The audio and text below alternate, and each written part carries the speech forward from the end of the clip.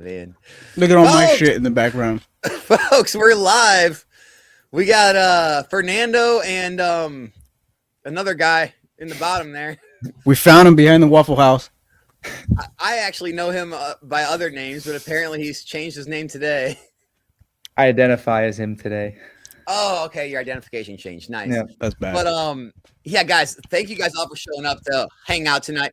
Literally, guys, no clickbait, no nonsense. I mean, literally chatting and hanging. We're doing a market hangout Q&A with some special guests. Just bring some brightness to your 2026 to start things out. This Fernando, is like what's the best stream they'll ever watch. It probably will be. I don't even know where this is going to go. We have no plans. We have no topics. This is literally going to go wherever you guys take it. It's Friday. 151 right now. This guy already did. I heard you built your entire warehouse out of 151 bundle displays. Is that true? That is true. How does that work in Florida? Like, do the hurricanes not even affect it? Well, let's just hope it doesn't get wet. It doesn't rain in Florida, so we're good. Oh, okay, good. You live under the Walt Disney Dome they never built? Exactly. Gotcha. Exactly. Gotcha. It's You know, pretty what's smart. funny, though, is I don't see any 151 behind you. I just see other sets. Yep. This guy's a phony. Yep. A big fat phony. They can take what they want from that. Oh, man. Dude, how was the new year for you guys? Anything It's crazy? good. I just went to the Orange Bowl yesterday, so it wasn't too crazy. Did you really? What is that? Oh, it was a football game. College football. Oh, I heard Orange Bull. Mhm. Is what I heard. You said, what What is the- that? No, I heard was Orange that? Bull. No. I heard Orange Bull. I was like, what the fuck is that? Is that a club? Well, Tim is from California, so that could mean a bunch of different things. Oh, that's true, man. Yeah, but in Florida. That's absolutely true. Yeah, I heard it. Was like torrential downpour there or something? In California it was, but in Florida it's nice right now. Gotcha. It's like, well, actually, no, it's actually kind of cold. It's actually like 50 degrees. It's like Florida doesn't normally get shut that up. cold. We're sitting here freezing our ass off in Missouri. You're talking about 50 degrees. Wait, how cold is it in Missouri? Actually, it's right not now? bad. I think it's up to the 30s now, but it's been in the teens and 20s. Jeez, I could not do that. That is no good. It isn't. It It isn't. It's weird in Texas, dude. Like 1 week it was like straight 80s. Now it's like straight 60s. And now we have a cold front, I think. But like the sun's blaring out. Like, dude, I don't know. 2026, the year of Rudy's collab with Nomics Weekly. Dude, if That'd we be can awesome. make that happen in 2026, if anyone can put that together, I will give you a stream finder's fee. I should. He'll give you a big old wet kiss. That's Yeah, what dude, he'll you're give down you. there in Florida. Can't you just meet up with Rudy and say, hey, man, stream with my boy? Yeah, I'll just go find him. Just go knock on every door in Jacksonville. Dude, they're gonna get to him eventually. Eventually. Just Eventually. pick Sounds out like, all you the know- gated community. He's probably in a gated community, right? Mhm. Just pick out those. I mean, Oh man.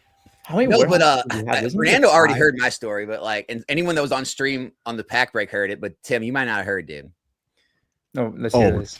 Listen to this. We took off early on New Year's Eve and we went to the casino. Me, my buddy that works with me, and my wife. Okay. And so I said, dude, I've always wanted to do this bet. I said, it's been a good year. We just got some good grades back. I'm doing it. And so I put $1,000 out there on the roulette table. Okay.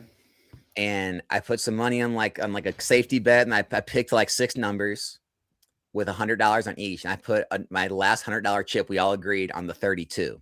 Okay. It hits 32, and we get paid out $7,000. Oh my goodness. So then I'm That's like, crazy. well, we got to double this. So we Oh. keep it on 32. I take $200 more, put it in the middle and split because they wouldn't let me Mhm. put any more on the number. 200 was the max. So I maxed out the bet some more. Dude, it hit back to back.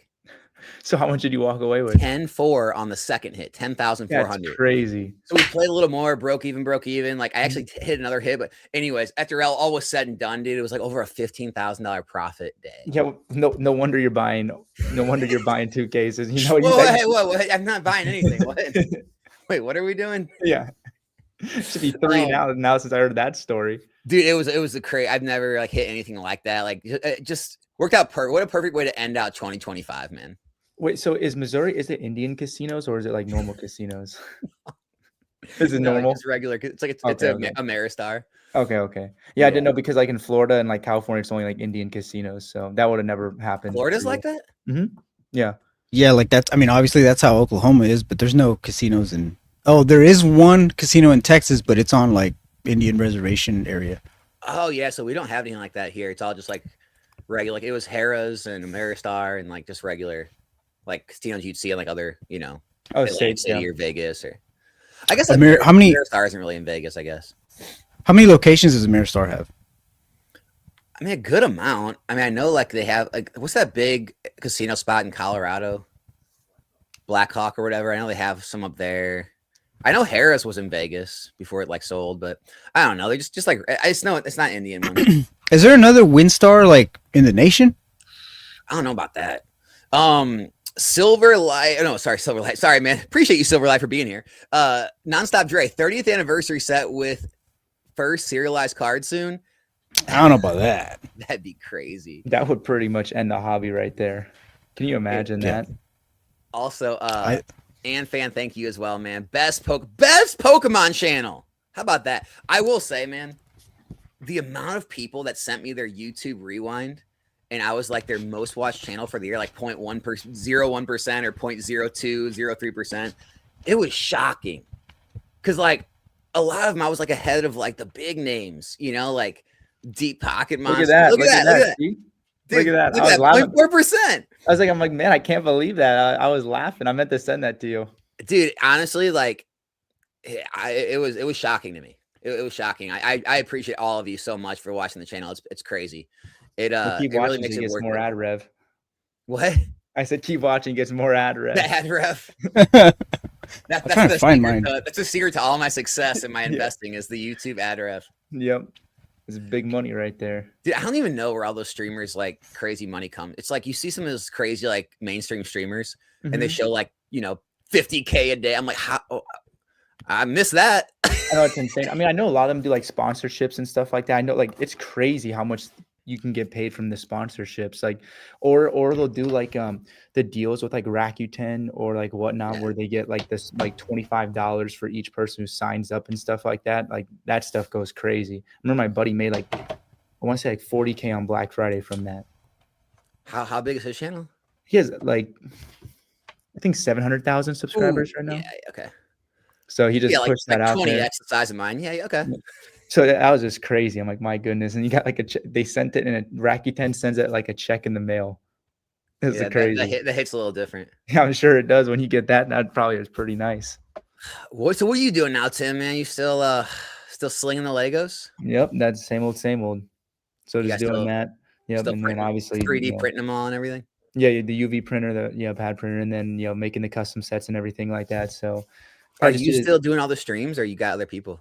No, I do all the streams. So I mean, this month I didn't stream as much as like last month. Like earlier this year, I was streaming like crazy, but I kind of took a little bit like towards the end of the year, kind of took it a little bit slower. But I'll start going hard here again in the next couple of weeks, and then go probably all the way until summertime, just going really hard, and then maybe like end of July, I'll kind of take a little bit of a break. So basically, you sell the Legos and then you take all that money and put it into Pokemon. Yes, basically like last year, I didn't really pay myself too much because it was just basically putting it all into that. The last kind of 2 years was that, and it's crazy the return that you would see, like all those, cases of like Paldea evolved and Obsidian Flames. Like no one wanted Obsidian Flames, and buying those at like $80-$90, it was crazy. And then obviously 151, like I started buying when it hit $50. Because I wasn't buying before because I'm like, oh, they're going to keep reprinting this. And then I'm like, you know what? I think they're kind of done. So I started going hard out $50 and just continue to, just buy more and more and more and more. Well, what's funny about this hobby is like, all the people that want to scream that they're going to print these things for years. It's like, well, the years have come and gone already. Yep. They're gone. Like you have a few months left of 151 being in print. And then the years is now over. And, I think people have this idea that like, oh, things are going to be like MSRP or low for the entire 2-3 year period. Things are in print. And then like that magical day they go out of print, that's when they go up. It's not really how it works. It's like these things have been high now for a long time.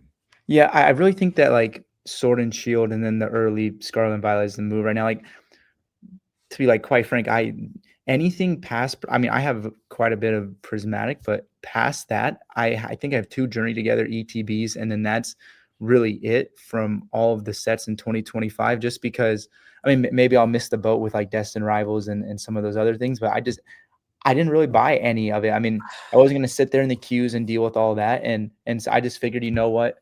If I miss out on these ones, it's okay. But I just feel so strongly about the early Scarlet and Violet stuff and then the Sword and Shield. And I just think it's better Yeah, I think placement. we'll get a chance. I think we'll get a chance on I think Destiny. so too. We've got a chance for everything. I don't see a world where we don't get a chance. Look what they've done with Prismatic. They've given people plenty of chances. I mean, even look at what was a Dollar General that had it at $40. Like they're giving people as many chances as possible. So I don't see how they don't do that with like Destin Rivals. And maybe it never comes and I missed the boat on it. But I definitely think there will be a time where it's not $400. You just got to be patient. Do you even know how much 151 you have at this point? I mean, on my collector app, yeah, like it's quite a bit. Are you at liberty to share that information, or you want to keep that private?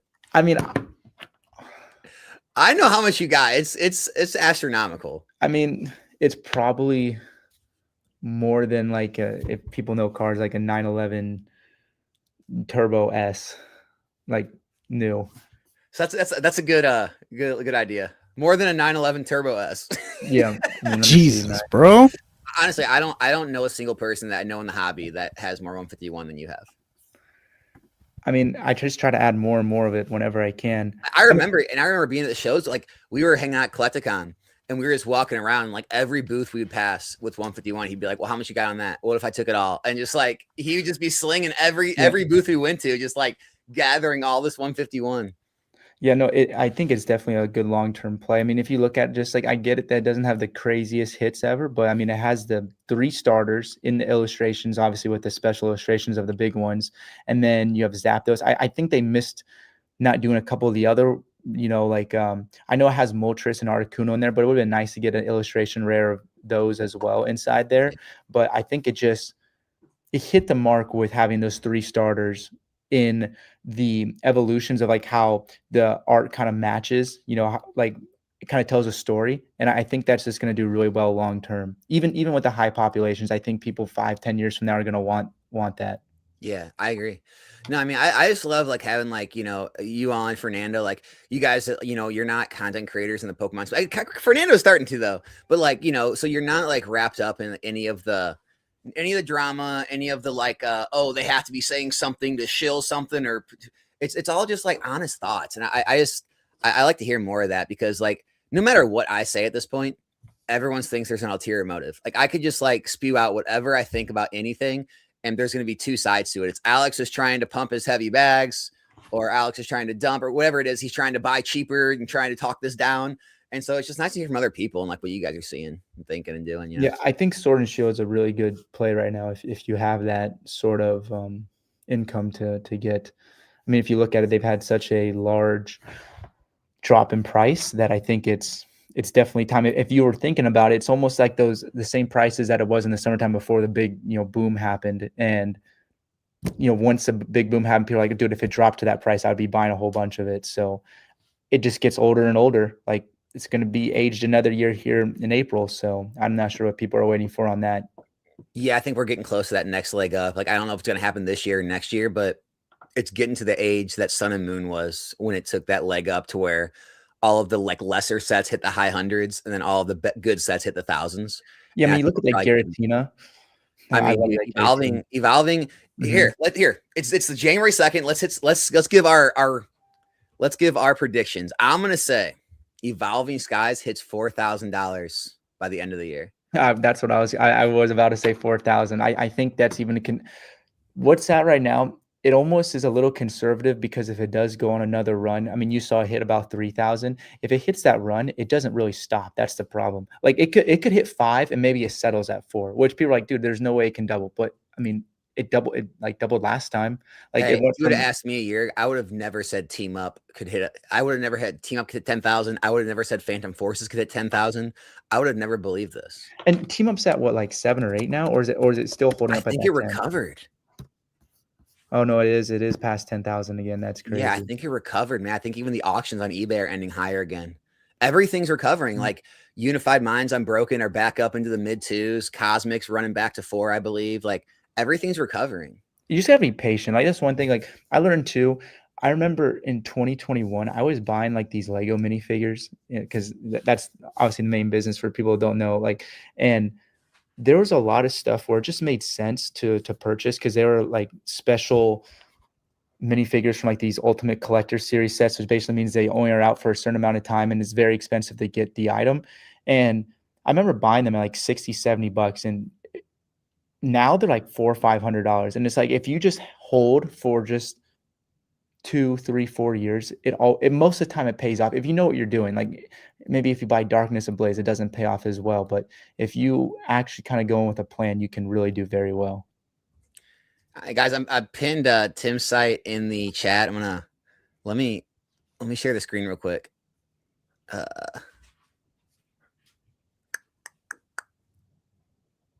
right, here's the site. Right, Mhm. Republic Bricks, guys. So you guys didn't know, he sells all sorts of different Legos, minifigures.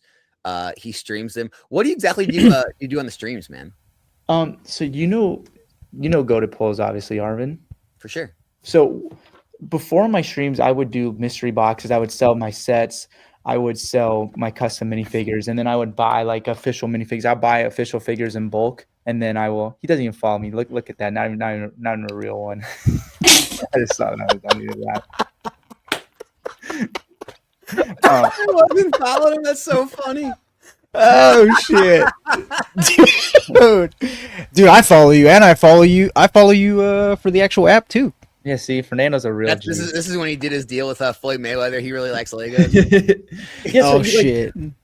Well, you know what? That's the thing, like, on Instagram, because if you scroll back, like, on my Instagram, I used to get like 10,000, 5,000 likes on my posts. And it's like the Instagram is changing a bit because, like, now I'm like, I post the same things. I'll get like 300 likes. And it's like, dude, I never bought any of these followers. It's like, well, what happened? So sometimes it's like markets change and you have to figure out what changes with them and adapt to it. And, for sure.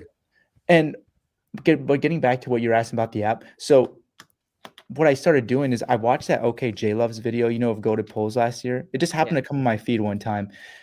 And he was talking about these Milky bags. I'm like, dude, what the heck are these things? And so I watched it. I'm like, oh, this is a genius idea. And so basically I applied his Milky bags, but to Lego. And you got to think my cost is lower because they're my custom sets, but I can have like bigger prizes. And then I'll use like official sealed sets that are out of print, basically the same as, Pokemon. And so if they retail for 300, maybe now they're worth, 1,000 or whatever the case is. So basically I'll do games like that on there too. So that's kind of been my bread and butter on the app for the last like year. We call them like Thunder and Light, like $200 and $100. And there's 50 bags, and it's like, you'll have a 40% chance of hitting a chaser. And, sometimes people hit a $5,000 set, or they'll hit a smaller item.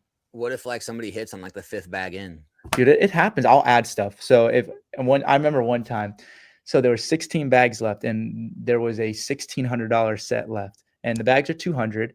And if they don't hit a big chaser, they get a custom minifigure like this. And all these are basically $25 on the website. This is just an example. Usually they get to pick.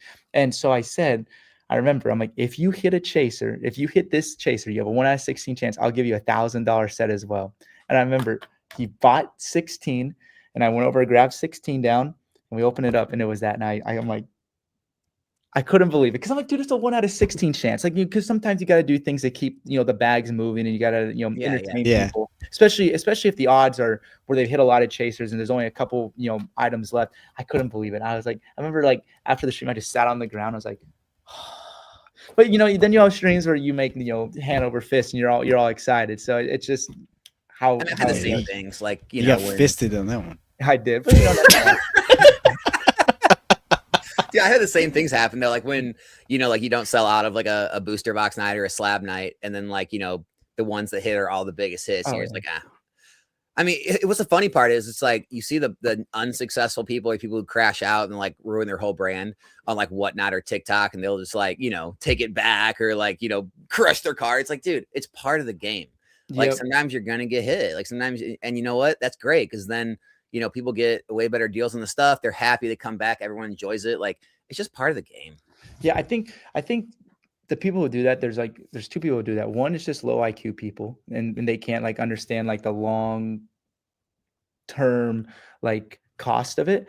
But then I also think it's like young people, like when you're like 19, 20, 21, it's not that you're dumb, but like You your don't have brain the can't. vision. Yeah, your brain can't, because I made tons of mistakes too when I was younger, and then you look back, it's like, okay, that was dumb. Because a lot of times you just don't sit back and look at the ramifications that you will have to deal with later on. Like, let's just say you got that extra $500 now, and it's awesome. You got that. Well, now you just lost out on an extra $25,000 over the course of the next 12 months because of that one decision. So I think a lot of times people don't, and I think that can be applied to investing too, where if you sell now or you decide now to take a trip, not to say taking trips or doing things is wrong, or, buying something that will not yield you, like, let's just say you bought, a Cosmic Eclipse booster box to rip rather than to hold, like that immediate gratification now versus the delayed gratification later. I think a lot of people struggle with that. And I think that's why a lot of people don't do well with this. It's because it's really hard. Do you remember when we first figured out how old he was? And it just blew our minds because of the perspective he had at this age. Like, I'm still blown away by it. Like, he's just kind of like, how old are you now, Tim? Now 25. 25. We have 10 years on him, and he's got this just, he's very calculated, very like on this nice path. And I'm like, dude, that's awesome. It's just awesome to keep hearing you like grow and push through all this stuff. It's kind of cool. I just wanted to say that. Oh, thank you. Well, You're welcome. Fernando And I follow you too. He doesn't. yeah. I do now. So I actually believe in you. You know what I'm saying? Oh, thank you. And Yeah, I think I didn't believe him at all. I didn't support him.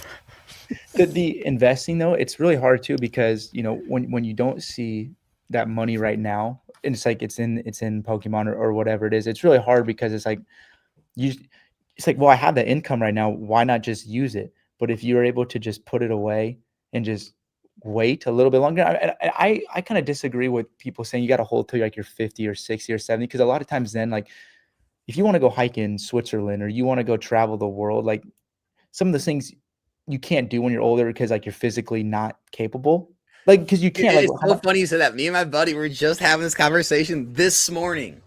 Oh, really? Morning about this. Like, there comes a point where you like want to enjoy things before you're too old to enjoy them. Yeah, and so I think Right. there's a good balance. Like, obviously you don't want to YOLO too much in one side where you have no savings or anything like that. But at the same time, you don't want life to pass you by, because I mean, what happens if you die in a car crash tomorrow or something like that? Like, there's obviously always that possibility. So Yeah. So you want to plan for the long term, but also know that you want to take each day and make it the best you possibly can. By the way, Ethan gifting 5 memberships. Thank you so much, dude. If you guys got one of those from Ethan, make sure to thank him. Fernando, dude, what's up with you, man? You got Box Mountain behind you. What's up with Oh God. What do you I'll be honest. Like, I'm trying to figure out. Do what? Trying to live out of these boxes? Nah, man. It's just I think after 2.5, almost 3 years of being involved in this stuff, I've taken a back seat to it all. And like you were saying earlier, trying to get into the content game, and I find myself liking to do shit like this more than packing orders and actually selling things and making sense of the numbers and the trends and stuff. So like when you guys were talking about Evolving Skies going to 4,000, I'm just like, I don't fucking have any, so I really don't have, an opinion there. So I'm really just kind of open to just anything that happens. I'm still connected into this space. I mean, obviously, I talk to you almost every day, and I try to talk to Tim if he ever answers his text messages, but he's so busy.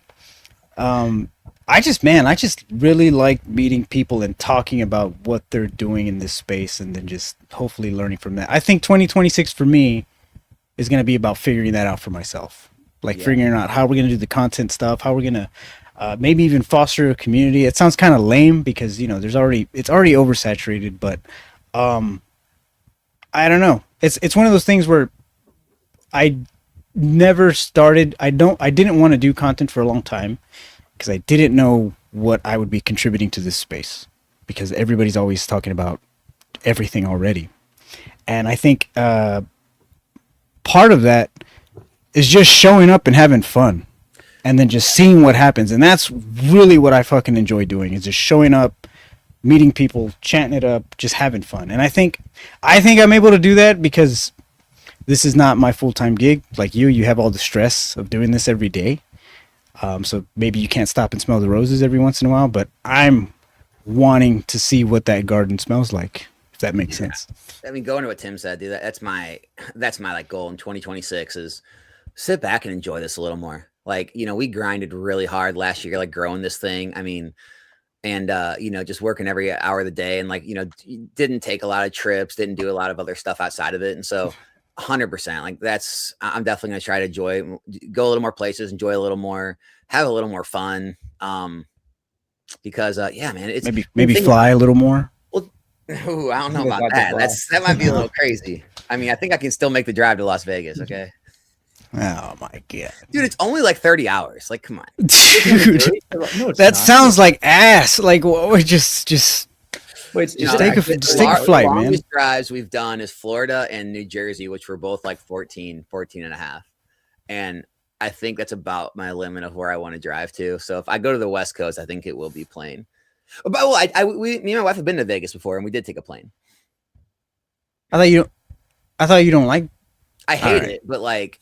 Why do you hate it? Are you scared, or are you just? No, I hate everything about like travel. Like, I hate like getting to the airport and having to go through the whole process. I hate having to like check your bags and worry about getting there not having a bag. I hate being stuck inside this little tube with a bunch of other people. Half are probably sick and having to be around them. I hate the fact that my life's in the pilot's hands, not my own hands. I know those statistics are you're more likely getting to crash when you drive, but I'd rather be in control of that car. Like, I don't know. There's a bunch of different. I think he's scared. I like having my own car instead of like driving a rental car. Like a lot of those things, But don't you? I mean, not to drill you, but it's like I see it as just, dude, you only have so many hours. Yeah. And it just saves so much time. And why, like, you don't just have a backpack and just take it with you on the plane? Like, just have a carry-on and a personal item? For guys, I think it's easy. That's that's what I did for Japan. But like, not if you're going for like a week and a half like vacation. I mean, maybe I don't know. I mean, I wear a few more clothes than a carry-on, but yeah. I mean, I like flying too because it can save you so much money too. Because like sometimes when you start tolling up the gas and everything, it's like, okay, well, you almost break even just on the flight, and then the amount it was quite a bit more expensive to fly to Texas than it was to drive, I will say, because we gotta remember we have like Hondas, so like we get crazy mileage and it's real cheap. And but to see the thing I look at it too, it's like, okay, when I'm flying, like once you get on that plane, I can work when I'm on that plane. Versus driving, I'm driving the whole time. I can't be working. I can't be making money with that. So sometimes that's kind of what I factor into it as well. Bro, you pay for the airline Wi-Fi? Delta is that free Wi-Fi. I love that. Bro, every Wi-Fi I've ever had on a plane is ass. Like, it's never worked as advertised. Yeah, Delta. I mean, I flew American, so maybe American Wi-Fi is like, get your shit together, American Airlines. God. You know what I also thought about too is like, imagine if you bought a whole bunch of stuff in like 2023 for investment purposes, and you just have your normal job, okay, and then you wait till like now, 2026, and if you wanted to translate, let's say you bought like $50,000 in 2023, in 2026, if you want to translate this to full time, you could have like basically at this point now like $400,000 of just unrealized gains that you could just use to start your business, which I don't think people also factor into it too. Like if you're just patient with that and you want to eventually make this full time, if you just allow that to kind of like grow while you still have your job, you could then just turn this into a full business. Dude, I'm gonna tell you what. So, we had a really good year, right? Like we had a lot of sales. We did really good. Dude, I'm going to be honest. It was hard. We were trying desperately to outrun the investment gains this year. Yeah. Like the investment gains were keeping up with the income. Yep. And that's like just what you don't get when you don't invest. It's like once you start compounding, you get up to a large amount of investment, and then you have years like this where things go up 100%. Dude, it's a lot of times it's hard to out earn your investments when they start getting bigger. Mm-hmm. And so again, like if you eventually want to take that to make your own business, like that investment now just paid 10x, and now you can use this to make a business, and you could probably still even keep some of your investments. So, well, think if you build up to like $250,000, $500,000, and you have a 100% growth year, I mean, are you making $200,000-$400,000 a year? Like, so you have to make that just to keep up with what your investments made you. Exactly. And that was like what I always tried to preach from the beginning of my channel is like, nobody wants to invest when they have nothing. Because you constantly hear, oh, what are you gonna do? Put away $1,000 and make 10%? It's $100. It's like, well, yeah, but after you keep doing that for years and it compounds, and then you have like 100,000, 300,000, $500,000, and you make that 10, 20%. Well, now you're making 50, 100 grand a year. Yep. Then it's a little different, right? So everyone's just got to do what they got to do for themselves. I mean, I get when you're brand new, especially if you're starting a business, you do need to putting all the funds back in the business and growing. But once you get to a point where you're stabilized and your growth is kind of plateaued a bit, and you have extra cash in the bank, like that's the time you want to start putting it to work. You don't want to set it in a savings account. Or just sometimes if you've hit that plateau and you're kind of happy where it's at, instead of kind of like chasing your tail by just continuing to just do that daily grind, if you do just like, okay, well, if I just kind of put this way, I'll make more than me having to spend 50 hours doing the same thing. You know what I mean? Yeah. Do you have a goal? Like when you talk about plateaus, do you have something in mind that will make you happy? And like what do you see making you happy right now for your future? Because I think that's always a number that nobody ever knows the answer to, because we always want more. And I think I just want to know from you guys, do you guys have what do you want? Me? I just want to be able to wake up every day and not have any responsibilities, like things that I have to do in order to live. Okay. What that number is, I mean, you guys remember, I live in Missouri. It's probably not a number. But it's more of a I guess the better question would have been, what does your lifestyle look like? Well, here's the thing. We live in Missouri. Our house is paid off. Me and my wife's cost of living is very low. We don't have kids. So my number is going to be completely different from a lot of people. You hear crazy things on the, social media or even the news, like all these crazy figures need to retire and all that stuff. For us, I mean, if we had a couple $1 million in, index funds, mutual funds, things like that, and you're living off 4% a year, I could do that. Me and my wife could easily live off 4% of a $2 million investment. And so it's not to say like I wouldn't do a single thing, but I definitely wouldn't be like grinding, and my wife sure as hell wouldn't be working anymore. Like it would be a much more like kind of do what you want. If you guys know Bryce Hall, he's like a TikToker. I saw a recent interview he gave, and the interviewer was like, well, what do you do? He's just like, whatever I want. She's like, so you don't do anything anymore? He's like, no, I'll post like when I feel like it. Like, I don't know. I post a couple times a week sometimes I don't. I took this boxing fight or whatever. Like, he's like, I don't know, a brand will reach out, and if I want to do the brand thing, I'll just do it. Like, that's kind of how I want to be. I just want to kind of like get to the point where I'll do what I want when I want, and whatever type thing. Instead of like, I got to be on the grind. I'm getting up at 7 a.m. I'm doing this all day, waking up the next day, doing it again. Like, I'm not I really don't like being on a set schedule every day, every week, every month, every year type thing. So that's kind of my goal. If that makes sense. That's pretty good. Somebody was saying that my mic volume was really high, so I turned it down by 50%. Let me know if this is better. What about you? Where are you looking at? I mean, I think, well, I'll tell you my real answer in a second. He's trying to get to California, so he probably needs like, I don't know, like 160 million. For sure, but I like what Jason said, because I'm actually opening up my own Leering Center in Minnesota if anyone wants to send their kids there. So I'll be opening my own Leering Center as well. What's the joke there? I don't pay attention. What's the joke? So what happened was, without getting like super into politics or make it like going super into detail, not you. What happened was all these Somalians who came over to the United States, they started these daycare centers, which is actually a way to funnel money back to Somalia. I think they've like laundered like $10.6 billion, and it's a bunch of these daycare centers, but there's no kids there. So, and one of the daycare centers they went and visited, they didn't even spell learning right. They spelled it leering. So it was. I just saw that this morning. Quality Learning Center, and it was just like, I mean, come on, man! Like you got to make it a little bit better than that. Like that's just crazy. So what's really funny about that? Our high school gym, it said like something of excellence, and they spelled excellence wrong. That's like crazy. In the basketball floor, like under the freaking like. Oh, that's ridiculous. Oh, that's crazy. But to answer your question, Fernando, like I want to have a house in Newport Beach, California, which is pricey. That's funny. That's what he said last time, so it hasn't changed. So that's good. I want to have a house. Right? I'm from like an hour north of there. That's where I was. But I would go down there all the time because I just. What's funny? Like this is the only thing that comes to mind when I hear Newport Beach. I think of Storage Wars. Oh, did they have Dave? Because isn't that where that Dave guy had his place in Newport Beach or whatever? Is that the yep? Yep. Well, that's awesome. Yep. Well, yeah, I mean Newport Beach is beautiful. It has the mountains and the beach there, which is awesome. So I want to have a place there. I want to have a place in Kauai because Kauai is the best. So I would love to have a farm there, and then I would also like to have what?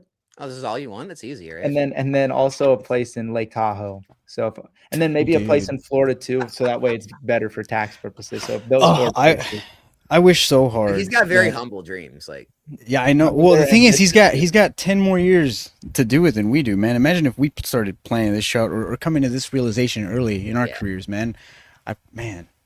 I'm proud of you, Tim. No, I'm so very proud of you. thank you, Fernando. it is You're incredible, welcome, man. son. I mean, But dude, if 151 does what we think it's going to do, I think there it is right there.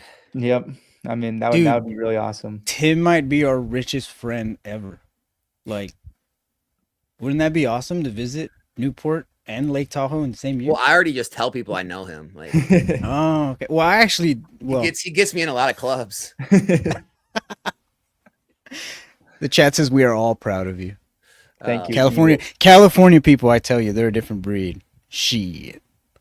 Dude, I don't know. I think- California's, dude, it depends on where you're from in California.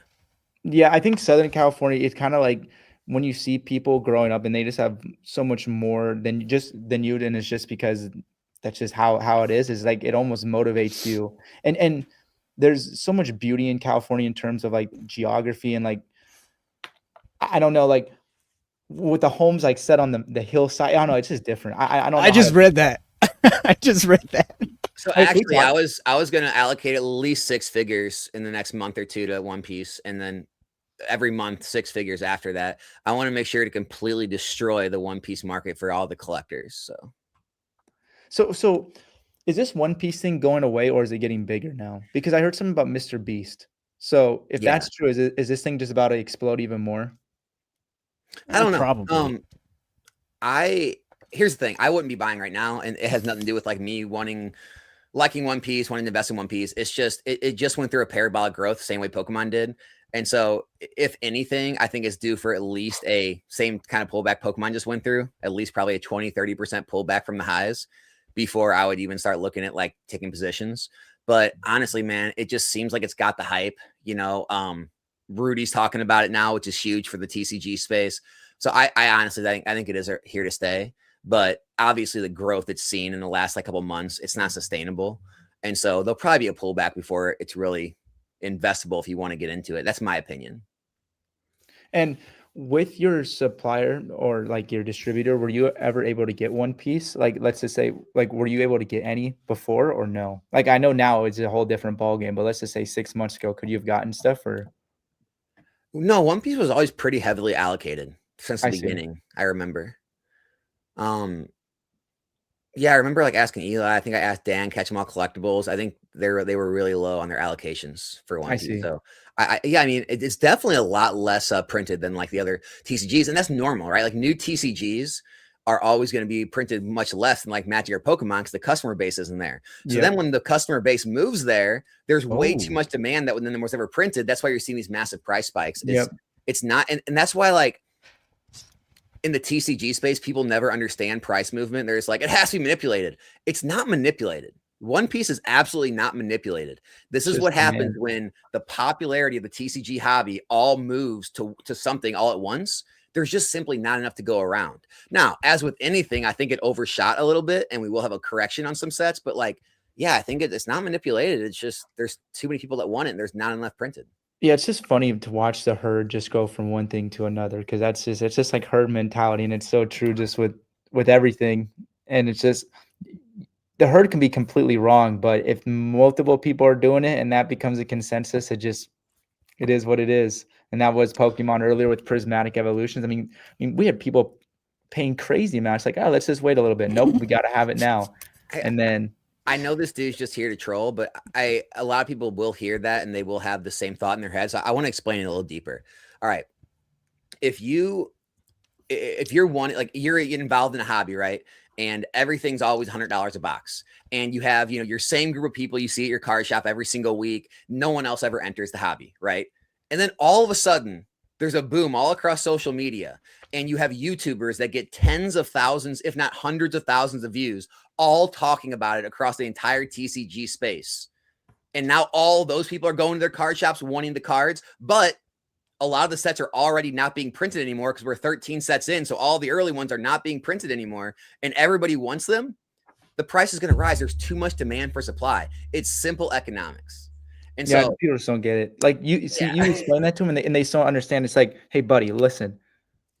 10 people followed me, and 10 people bought this minifigure. Now 100 people follow me, and there's still only 10 of them. There's 90 people who want them now. Now price go 25 to 100. It just doesn't compute. Do you serialize figures? I can if I wanted to. Like I could write, like we could print on the back here, like 1 of 10. Like if I wanted to print like right back here, I could print that. So I could serialize them, and I You've could put never them in done it, special though? packaging. What'd you say? You've never done it? It just like the Lego market's a different than the Pokemon space. No, like just for us. I mean, I could do it for you guys. Oh, dude, What I'm saying is it's just I would say the game piece army is a lot more prevalent, and Lego caters to the game piece. I'm just giving like equivalent of it in the Lego space. There's not many times where there's something super limited edition in Lego, and if there is, usually they'll reprint it and they'll get rid of it. Like they used to have something called San Diego Comic-Con minifigures, and there was only 300 to 500 given out at San Diego Comic-Con each year, and they got rid of it because they said it wasn't fair for people who couldn't go. So Makes sense. and they had a Mr. Gold. If you guys look up CMF Series 10, and there's a Mr. Gold, they made only like 5,000 of it, and he's like $5,000 now. And the CMF packs for $4, and people were fighting over these in the store, and they sold out really fast. And now a sealed box of it's very expensive because people are trying to see if there's any Mr. Golds that still haven't been opened. But Lego, that they did that. I want to say I was like 10 or 11. So that was 2010 or 2011. So that was, 14 years ago, 14, 15 years ago. And they haven't done another one since. And that seems like a slam dunk. For $3.99, you have a little, it would be nothing different than a Pokemon pack. There's like 20 CMFs, like collectible minifigures. So it'll be like 20 different minifigs you could possibly get. And they put a Mr. Gold in there where there's only 5,000 in the world. I don't know why they haven't done more of them, but that sounds pretty cool, actually. They don't really like doing limited edition stuff for whatever reason. So hey, did you ever make the Twilight Legos for me?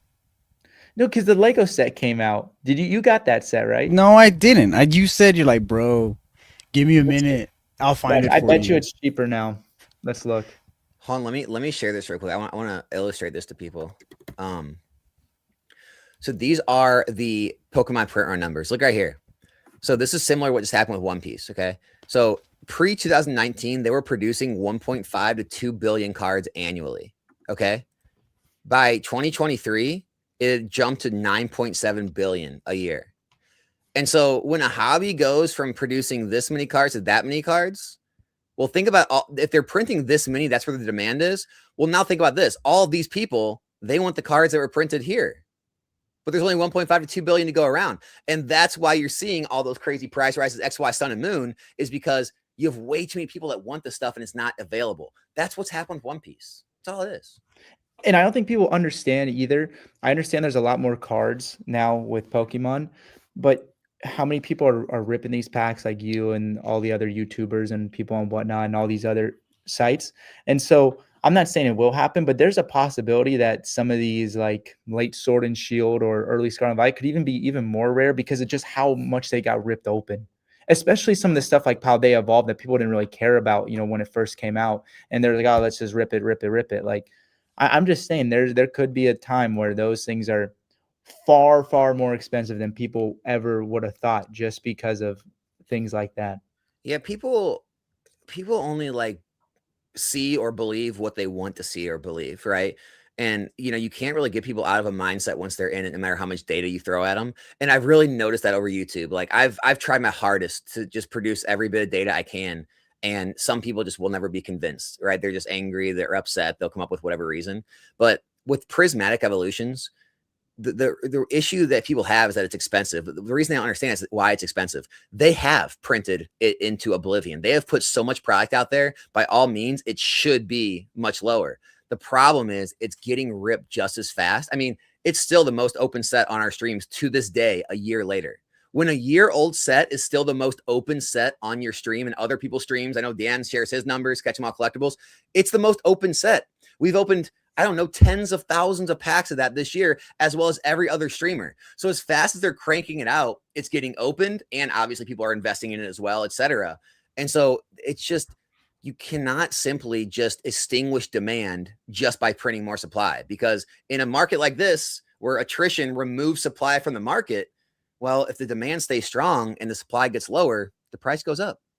Yeah, and it has a god pack. Like, I mean, I think that's basically all that needs to be said with that is like you have a demigod pack and a god pack. So it's like when you can get all the evolutions and it's like someone has a chance to open that $10 pack and hit, I don't know, what is it, like $3,000 or $4,000 raw before it even gets graded? Like that is just always going to There's have nothing else like it.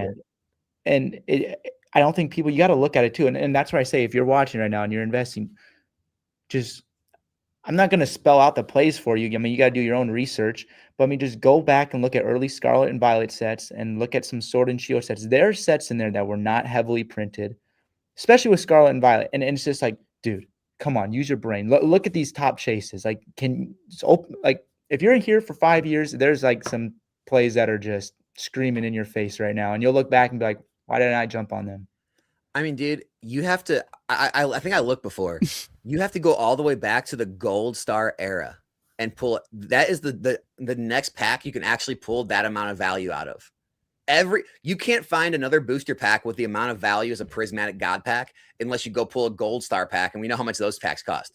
So you're telling me I can open a $10 pack, $9 pack, or whatever it is, and pull $4,000 worth, or I have to go open a several hundred or thousands dollars pack just to pull a similar That's value? probably Wade. Probably Wade. It's probably like a whole bunch of stuff. Like I don't even trust. That's a good point. I'm sorry. Like those packs that old, I don't trust them. Like if you're investing in those packs from that old, dude, that's a bad idea. In my opinion, my personal opinion. A Deoxys pack. All right. One sold in November, 2,100 TCG player. Lowest list is 2,400. Over $2,000 for a pack. And let's see what. Nothing. And Rayquaza. Okay, the Rayquaza Gold Stars in there. Let's see. Trying to see if I can find a recent sale. $2,500 recent sale near mint, 12/12. That's insane. So you're paying $2,000 plus for a pack to pull a card that's not as valuable raw as the God pack. Yep. Is that right? I don't know. It's weird. People just don't get it. It's all good. When Prismatic is $400 or $500 in a couple of years, they'll understand. You'd think they would. Yeah, probably still not, but I mean, just. Well, you know what'll happen, right? They'll just kick the can down the road to a new set and talk trash on a new thing and say, well, it's not going to be the same this time. There's a new printing facility coming in 2027, 2028. So you may have got out of this with 151 and Prismatic, but no way Ascended Heroes is going to do that. No way this is going to do that. And the issue is people just haven't been in the hobby long enough. Like you'll hear this every era. I promise you, the longer you guys stay, every era, people are going to say the same exact thing. It wasn't more than when I started my YouTube channel. Go back and look at my videos. I'm having debates with people where they're saying Sword and Shield's not going to be like the previous eras. It was overprinted. It was after COVID. They printed 10 billion cards. There's no way these sets are going to rise. Meanwhile, we have Fusion running back to 1,000. Evolving Skies is well over 2. All the rest are in the high hundreds. It's like, what are we talking about anymore? I think there's another thing that has changed too. People don't value the same things that older generations valued. And like, let's just say cars or watches or art. And our generation values Pokemon. And kids like me and like you guys grew up with the first generation of Pokemon. And then like I remember when I was 7, Diamond and Pearl came out. So like that was nostalgic for me. And then kids who are like 10 and 12, they were nostalgic for like Black and White. And all of a sudden now when they start getting money, because the landscape is different, because of these things right here, it gets these people back into these hobbies. So I'm not saying that it's wrong, but people would rather. Are you out of here, Dad? No, I'm a little head to the place. What's the name of that place? Three Natives. Mm-hmm. They would rather, instead of going outside and hiking, they would rather buy Pokemon packs or collect slabs. And I'm not saying it's right, wrong, or indifferent, but that's what people would rather have. And so people are saying, oh, it's going to crash and it's going to go down to what it was like pre 2016. I just don't see it. People view these things as an investing tool now. And so you're going to have literally like Armageddon at this point for that to change. Like there would have to be a civil war where nothing matters except for guns and food for people to stop caring about this. And you know what? People still probably would think these are pretty cool. You know what's funny is it's funny you show a PSA slab because it's similar to the argument about PSA. It's just like, when tag came out, it was an argument of like, oh, this is a better mousetrap, right? We got a better looking slab. It's AI graded, all these things. Beckett, oh, it's a black label pristines are stronger grades. Oh, CGC pristine. PSA remains supreme. And it's just like, it's very hard to change a market's mind once they've made up their mind. It's much more likely a trend's going to continue. And the same goes with Pokemon. It's just like, it's going to be very hard to change multiple generations' minds that believe these are investments, that see value in them, that a market is established, that people are ingrained with now 24/7 on all these different platforms. All day, it's going every to be day. very hard to turn that ship around and go back to pre, like internet days or, all the things people talk about, like 90s sports cards and all that. It's like, dude, you had like a community within your town at your like local shops and stuff. You didn't have, worldwide exposure the way we have now. It's just completely different. Yep. And I mean, as long as Pokemon doesn't do anything divisive. I mean, they stay away from politics and stuff like that. There's really no way that like they can start dividing a fan base other than people being mad that they're priced out of it. That's really the only thing that people are mad about is they're priced out of it. It's not like, oh, this card is insinuating this or insinuating that. Like it's literally just people being mad because they can't afford it. Like that's like really what comes, that's a deal breaker for people. So yeah, I agree. Yeah, Charizard's not getting old and retiring. Nope. Charizard's not changing his gender if he even has a gender, so it's not like it's not like Charizard's going to say she her now on the card or anything like that. So, dude, why'd you have to say that? That's going to happen now, dude. If that happened, maybe then we have a little bit of a talk where it's like, you know what, we might have a little bit of a problem, but I don't see that happening. People will still be wishing they had their Pokemon cards after the war. Yeah, that's so dude. funny. Can you imagine? Like, okay, imagine a war or something like that did happen, dude. Some of these things would get like bombs or fires all of a sudden, dude. The people who had these things afterwards, it'd probably be worth even more money. Like, let's just say we go back to normal after that, it would be crazy. Well, again, people get lost in these conspiracy theory Armageddon type scenarios. People like makes popularized across the internet. Guys, there is literally wars going on across the entire world right now. Entire world. Do you think like nobody in the entire country of Ukraine is still working? Do you think nobody in Russia is work? Do you think nobody in the Middle East is like doing their jobs and living their lives? When wars happen, the battles take place in specific locations, or they take place like, financially, trade wise, whatever. It's like people think that like, oh, we go to war, so the entire country shuts down. Nobody has any money. Nobody works. Nobody has any valuables. It's over. It's just like, that's not how things have ever worked.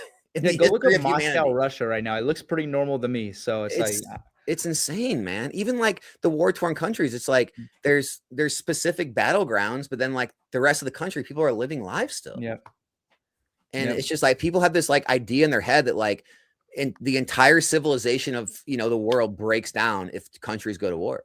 Yeah. I mean, maybe like if it's like not to be me, if it's like a third world country. I mean, I don't really think too many third world countries really have Pokemon cards to begin with. So we're kind of talking about first world countries. Like I don't think they're slinging, PSA 10 cards in Somalia. Like they're kind of worried about food. So, I mean, we're talking kind of about like America and Europe.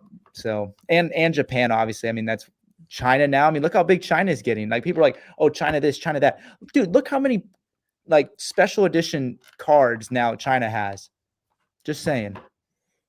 How are those cards doing, by the way? Like, the cool side up.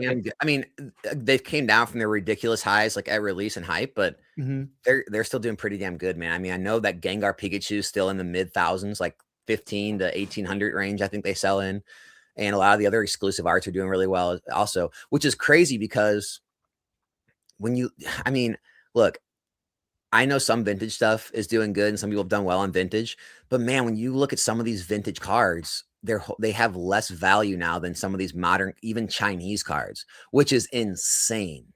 Yeah, there's like the sick Gengar Pikachu. Like I saw something that sold for like 17,000 or something like that. It's like that's insane. Probably the black labels. The black labels. Yeah. Dude, yeah, and those are real. Like there's multiple sales. I mean, LED Gengar, the girl I had a stream with, she was trying to work a deal on one at Collecticon. Like she was almost making a freaking 5-figure deal for one. That's insane. Like that's what these are real transactions. They're not some kind of eBay, like, shill bid. No, Yeah. people are literally trading them at those values. Yeah, that's crazy. Yeah. And that just shows it's like now it's going into like, so it's like, how do you stop this beast now? Because now it's in China, it's in Japan, it's in America, it's in Europe. It's kind of hard to, put this all back in the genie bottle at this point. I don't think you can. Like I said, I think it's too widespread. I think the fact that people wake up and they're engaged in it from the time they get out of bed, whether it be on TikTok, Instagram, YouTube, listen to podcasts at work, constantly taking advantage of like the collector app and like TCG Player and all these different charting websites and keeping an eye on things. And, the rise of the consignment services with a very competitive rates to be able to get in and out of your cards. Shout out Arizona TCG, sponsor of the channel. So it's more liquid than ever to move these things. You don't have to do any work yourself. You just pack them up, send it to consignment service. They sell it all for you, send you a big, deposit or check at the end. I think, the hobby's going to keep getting more optimized, which gets it more attractive to outside people, right? I know people hate GameStop growing and PSA growing and, people like Kevin O'Leary and these guys moving into the space. But what those people do, those big companies and people, they optimize things to make it, I would say, more attractive to like kind of outsiders that have kind of always felt like, I don't know, like I've never been to a local card shop. It just seems intimidating, or, like it just makes it more attractive for people that are kind of like more casual to get involved. No, you're right. And I mean, obviously I have a vested interest in this too, because of my investments, but when you're talking about people get up in the morning, like that's like the first thing they look at. Don't you think that's like a little bit crazy? Like how much society has just changed in the last like 20, 30 years is that like they immediately wake up and they go straight to this to look about Pokemon instead of just going outside. Like, I mean, I'm not saying anything. It's just, isn't it just crazy how much everything? I hate that that's part of my morning routine now, actually. Isn't it crazy? I kind of hate that go shit. outside and get some sun. Did we forget? Like, did we forget? Did we have to check on our Pokemon investments like the first 30 seconds we wake up? Well, the great part about like me is that like I have so many people that will just reach out when something happens. So I'll just wake up and I'll just check my like, DMs and stuff like, oh, okay, so this is going on. Yep. That's funny. Any move that happens now, people will reach out at some point and like I'll just know the move. I won't even know it happened, but they'll tell me it happened. So I kind of get updated by it. What do you think about Brilliant Stars? I think it is it should be the next box behind Lost Origin. So what's your order? I'd say Evolving, Fusion, Lost, Brilliant. What's 5? 5 seems tough. Chilling's is a deeper set than Silver, but Silver has that Lugia, which is a much higher hit, which we've seen people don't always gravitate to the deeper sets that are more like has more hits. Sometimes they want that big hit, and the Lugia is much bigger chase than Blaziken, I think. Even though it's not a V Max, it's a V. People have shown they value the Lugia more. I think it's selling for more now. Silver's got a chance to catch him, maybe past Chilling, but right now it looks like it's Chilling. But those could go either way. And then after that, you have Astral, probably. Yeah, it's got to be Astral. I mean, obviously, like Base Set and Rebel Clash are operating on different rules because they never got reprints. So those boxes are through the roof, even though those sets are trash. Those are basically being traded as just collectibles, right? Like, people are going to need those 2 boxes in their collection if they want to complete all their booster boxes. And there's so few available, which is why the prices are so high. But I think eventually we're going to see the alt art sets pass Rebel and Base. I think Base is like, I know it's high on TCG Player, like 800, but I think on eBay it's like 600.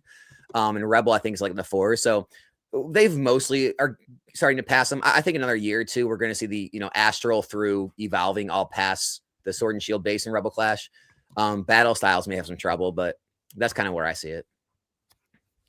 Where do you see Crown? I mean, it's definitely the best specialty set. I think it slaps, right? Honestly, dude, here's what's crazy. Dude, how is Crown less than Palday and Fates and 151? You're spilling the tea, man. You're spilling the sauce now, man. I can tell you why. Why is that? Tell me. Just overprinted? No, I think it's the hits. 151 has a nostalgia of all those big guys, the top 9. Yeah. And then Paldean has Mew and Charizard. The Giratina and the Mewtwo aren't big enough. Yeah, Crown Zenith has amazing hits, don't get me wrong, but it doesn't have that bubble Mew They're or too easy to Charizard. pull, maybe, right? Yeah, I don't know if it's too easy to pull, but I just don't think it's. I mean, I love those. I mean, again, I grew up Diamond and Pearl, but I just don't think it has as much pull as a Bubble Mew does. As Yeah. cool as those Chars look. Bubble Mew is going to be the top hit in the. Well, no, it'll probably be the Umbreon, but I think Bubble Mew is probably going to be up there at number 2, right? It's got to be.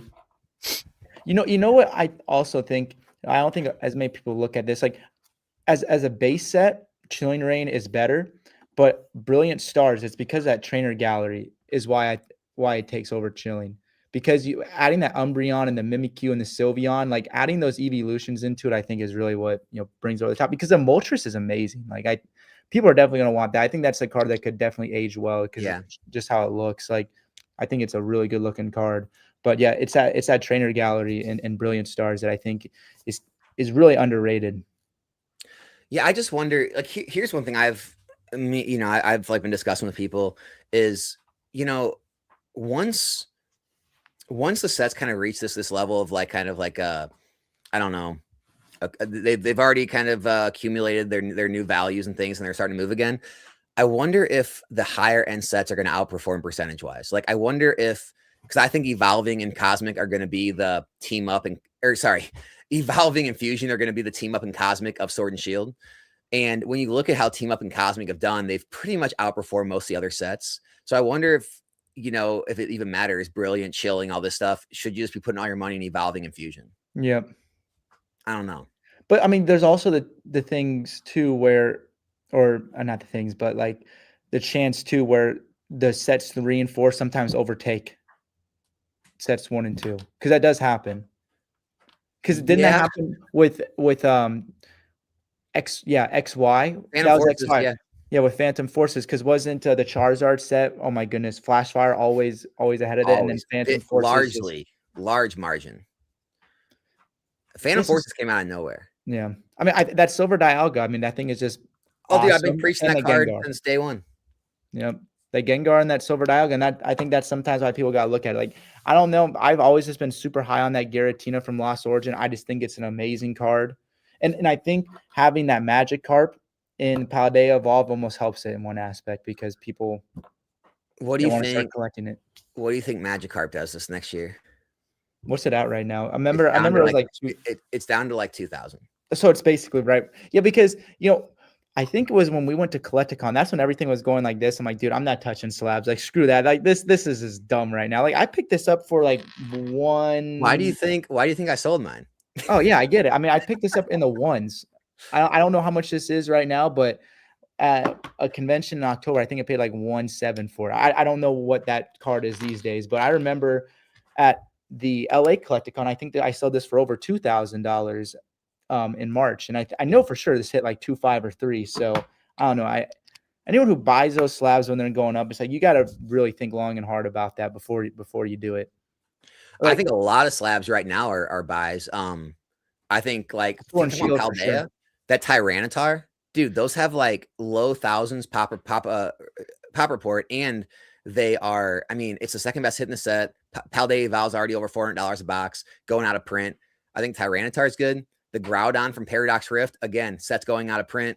I think it dropped all the way down to the 3s and like low 4s in a PSA 10. Brilliant Stars, that Charizard V, I think that's a really good pickup, or at least it was dropped down quite a bit. Like two I've been really eyeing right now, the Mew and the Mewtwo from the 151 UPC. Those really fell off quite a bit in PSA 10s. Like, there are a lot of opportunities that have opened up with this correction. Dude, it's like, that's what I was talking about, like with 1 through 4. It's like do your own research. Stop watching these YouTube videos all the time. Just like go literally look on Stop watching Nostalgianomics and do your own research. You guys are an idiot. I'm talking about maybe not watch whoever that guy is. Stupid. Anyways, because what I'm saying is like if you go and look at like these pop reports on some of these items, it's like, okay, what happened to all these older slabs and these older booster boxes when they had lower pop reports. Like, look at how they evolved. Look at, like, even I know everyone hates Obsidian Flames, but I'm pretty sure that Charizard has a pretty low hit, like a percentage rate. Like, a lot of these early Scarlet and Violet sets have low like gem rates compared to the newer ones. The newer ones are much better in terms of print quality, and so it's like, dude, ones have really low. Like, if the Magikarp, do you know what's that right now? Isn't it like 28% or something? No, it was like low 20. I think it's like almost in the teens. Okay, so Like if it's 20%. that right now, what's going to happen 5 years from now? Because more people are going to get desperate to send it in. And then if you get more desperate to send in, you're not going to be sending 10 contenders. You're going to be sending 8 contenders. That percentage drops even lower. And so I've followed PSA cards for years. The gem rate, I would say almost all, you might be able to find some out there. I doubt it. The gem rate always drops as time goes on because people get more and more desperate, and the margins usually get better. People want to attack those margins. So you're going to send a lot more cards that you wouldn't have sent in the beginning. And so the gem rate usually always goes down. guys, look at those early Scarlet and Violet sets. That's all I'm saying. Just like, go look. Like the Raichu, the Tyranitar, even some of those legendaries from Paldea Evolved. Because if all of a sudden 5 years from now kids really want those because they played them in the video game, like that's another reason why I love Paldea Evolved. It has all 3 starters. It has the crocodile one, it has the Pengu one, and I forget what the leaf one is. I think isn't it a cat? Yeah. Yep. Okay, so just like how Infernape's my favorite Tito. Pokemon, these guys, these kids right now, when they get money in 5-10 years, they're gonna want to get their favorite starter from when they were younger. And Paldea Evolved has all that. Paldea Evolved has good hits, and it has all the starters and some legendaries. Just saying. Dude, I think that is overlooked, dude. I think the nostalgia factor is grossly overlooked because, like we were talking about earlier about coming into adult money, if they make like 252 or the Gen 2 version of 151, bro, I know I'm not the only one who's gonna go all in. Like, Gen 2 goes hard, and you can't convince me otherwise. Like, that is my favorite gen. I think it's a favorite gen for a lot of other people. And then now you have all these like, oh, they made a Gen 2 version? I should probably buy that. Like, the cycle I don't think is ever gonna end in our lifetime. It's just it's not. What are you guys doing with Ascended Heroes? Same thing I did with Dude, I fucked up. I didn't put my Eli order in, so I messed up. So I'm not getting shit. That hurts. So I'm gonna be just looking at. I'm just gonna give you guys my opinion. Just unless you want to open it and have fun, or you're trying to like open it or buy. Hold on. There's a nice comment that says we're retarded and are speaking about their feelings and not facts. Wait, what is wrong with that? Wait, what? What? I say these guys are retarded and speaking about their feelings and not facts. What facts did we not lay out? What part of gem rates are feelings? Special, buddy? Well, I'm trying to find it. Where is this guy? I'm not. Even if it was about my feelings, what's wrong with me talking about my feelings? Dude, I literally made sure this video was. It's Pokemon Market Q&A with special guests, and the thumbnail says just hanging and chatting. We're not here to like give you the answers to the universe, man. We're just hanging out and just talking, just bullshitting, man. So like, I don't know what you want. Jesus, is that what I have to look forward to? Creating content, and then I just get burned. Dude, at the cross. I had you guys on. I cannot. I don't even want to. I don't even want to do live streams anymore with any like people in content because it's always like some kind of like drama driven, like one up driven, like debate. I don't even want to deal with it, dude. Like, here, if you don't like what we have to say, then don't do it. Don't buy it. Spend your money elsewhere. Don't get mad at us that we're doing it. Like, don't get mad at us. We're successful with it, bro. It's a Friday. It's a Friday, right? Yeah. It's a Friday, and you're chimping out on a Pokemon YouTube thing. Go outside and go hike or something. I don't know, bro. Like, I don't know. Go ride a bike. I don't know. Go run. Go play some basketball. I don't know what else to do anymore, Dad. I just don't care, man.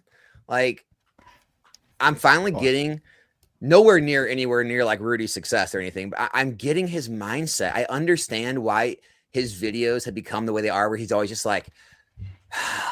That's where I'm finally getting to that point where I'm just like, guys, I don't really care about anyone's stupid opinion anymore. Like, here's what you do: you buy the stuff, you hold it, it goes up. Everyone's gonna have all their stupid takes, and in the future, it's gonna be more, and people are gonna be angry. That's the hobby in a nutshell. Like, rage bait. He did win. That's it. But It just- when it you just- talk about Gen 2 and Gen 3, like just imagine if like especially like Gen 3, like I know there's like a lot of those like Mudkip fans and stuff like that. I mean, look how much that Mudkip Gold Star and the Torchic are. Imagine if they come out with like another, nostalgia beta that. What if they reprint those in 30th anniversary like they did in the Umbreon Gold Star? Dude, can you imagine that? That'd be crazy. Dude, I just wanted another Gen 2 game remake. Like, I thought we were going to get that, and we didn't. So, kind of sad. But you just never know what they're going to pull. Like, this 30th thing, that might... I don't know. Do you 30th guys thing might be remember big. when that picture was circulating where the voice of Pikachu was it Pikachu or Ash for the Ketchum? top. Yeah, where they were like she was doing those signatures for tops. Mhm. When's that coming? Or was that all just BS? But wouldn't that Which, not have to do with normal Pokemon? Wouldn't that be a separate thing with That'd Topps? probably be like a Tops Chrome product. Dang. Ah. They haven't done one of those Dude, in a if long they do time. signature and if they're serialized, dude, it doesn't matter if it's not a TCG. Those are going to go to the. Have you been seeing what some of these other like these SpongeBob cards are going for? Have you been seeing what? Dude, there's some. That seems crazy stuff awesome. going on. I'm Me looking at. hoiny I'm at noy. my card shop, right? And I'm looking, and on one shelf I see Destin Rivals 400. On the other shelf I see SpongeBob 400, and I'm just like, That's crazy. Wait, like a booster Dude. box is $400 for that. it's not even a card game. It's just like a Tops, just like collectible product, That's like you open a crazy. sports card. Dude, That's SpongeBob crazy. is lit. I mean, I I'm love not saying it's not. It's just like, do I think that's going to do better or Destin Rivals at 400? And again, I think Destin Rivals at 400 is high. I'm not trying to push anyone to pay it. I'm just saying if you're going to buy one or the other, I think I'm taking Destin over a SpongeBob box. Yeah, I mean, if you're holding for 5 years, like at that point, sure, buy Destined. But at the same time, like I just don't know why people buy that Yeah, right now yeah. when you have much better plays. Stranger Things, Tops Chrome I can immediately see it. sold out. Dude, That's people just want to crazy. collect things, man. People want things that not. You know what the funny part is?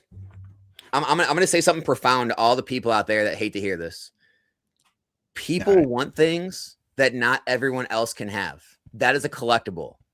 But everyone in this hobby that complains, they want it to be to where everyone can have it and it's cheap and all. That's not what collectors want. Collectors don't want things that everyone else can have, or they wouldn't be collectible. Exactly. People don't So get it. They can print anything as long as they make something rare and exclusive, and people like that.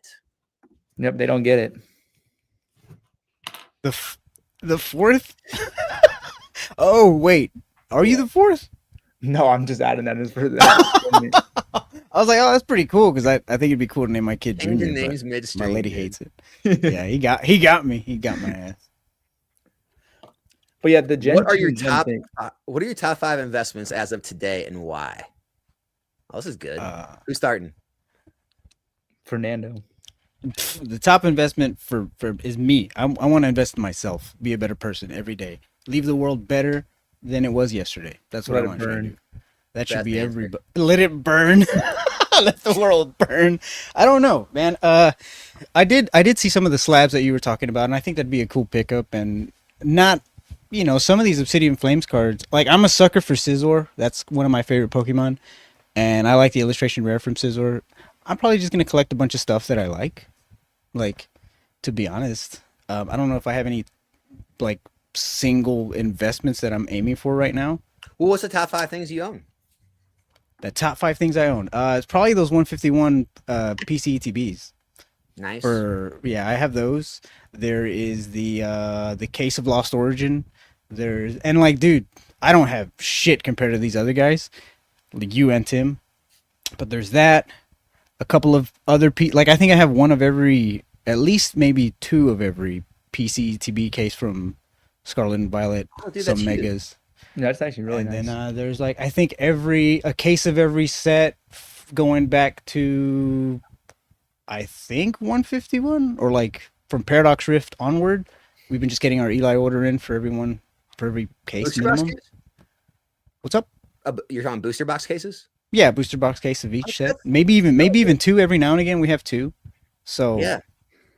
I don't know. I think the collector's at like give or take 20 grand. I don't know.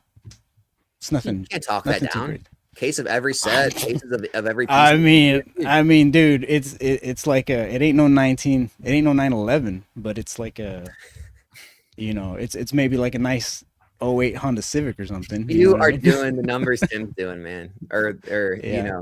TRJ the fourth. TRJ the fourth. Yeah, Um, there's and then a bunch of Magic stuff that we own, like all these boxes.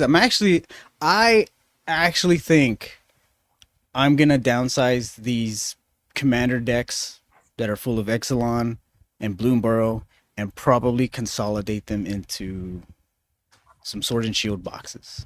Like if we can sell all that and get like a box of Fusion Strike or two or whatever it takes just to have a position in those really desirable Sword and Shield sets, I think I might do that. And then it just cleans up this room a little bit too. So yeah. maybe that's what we would do. How much are like those commander decks that you were talking about?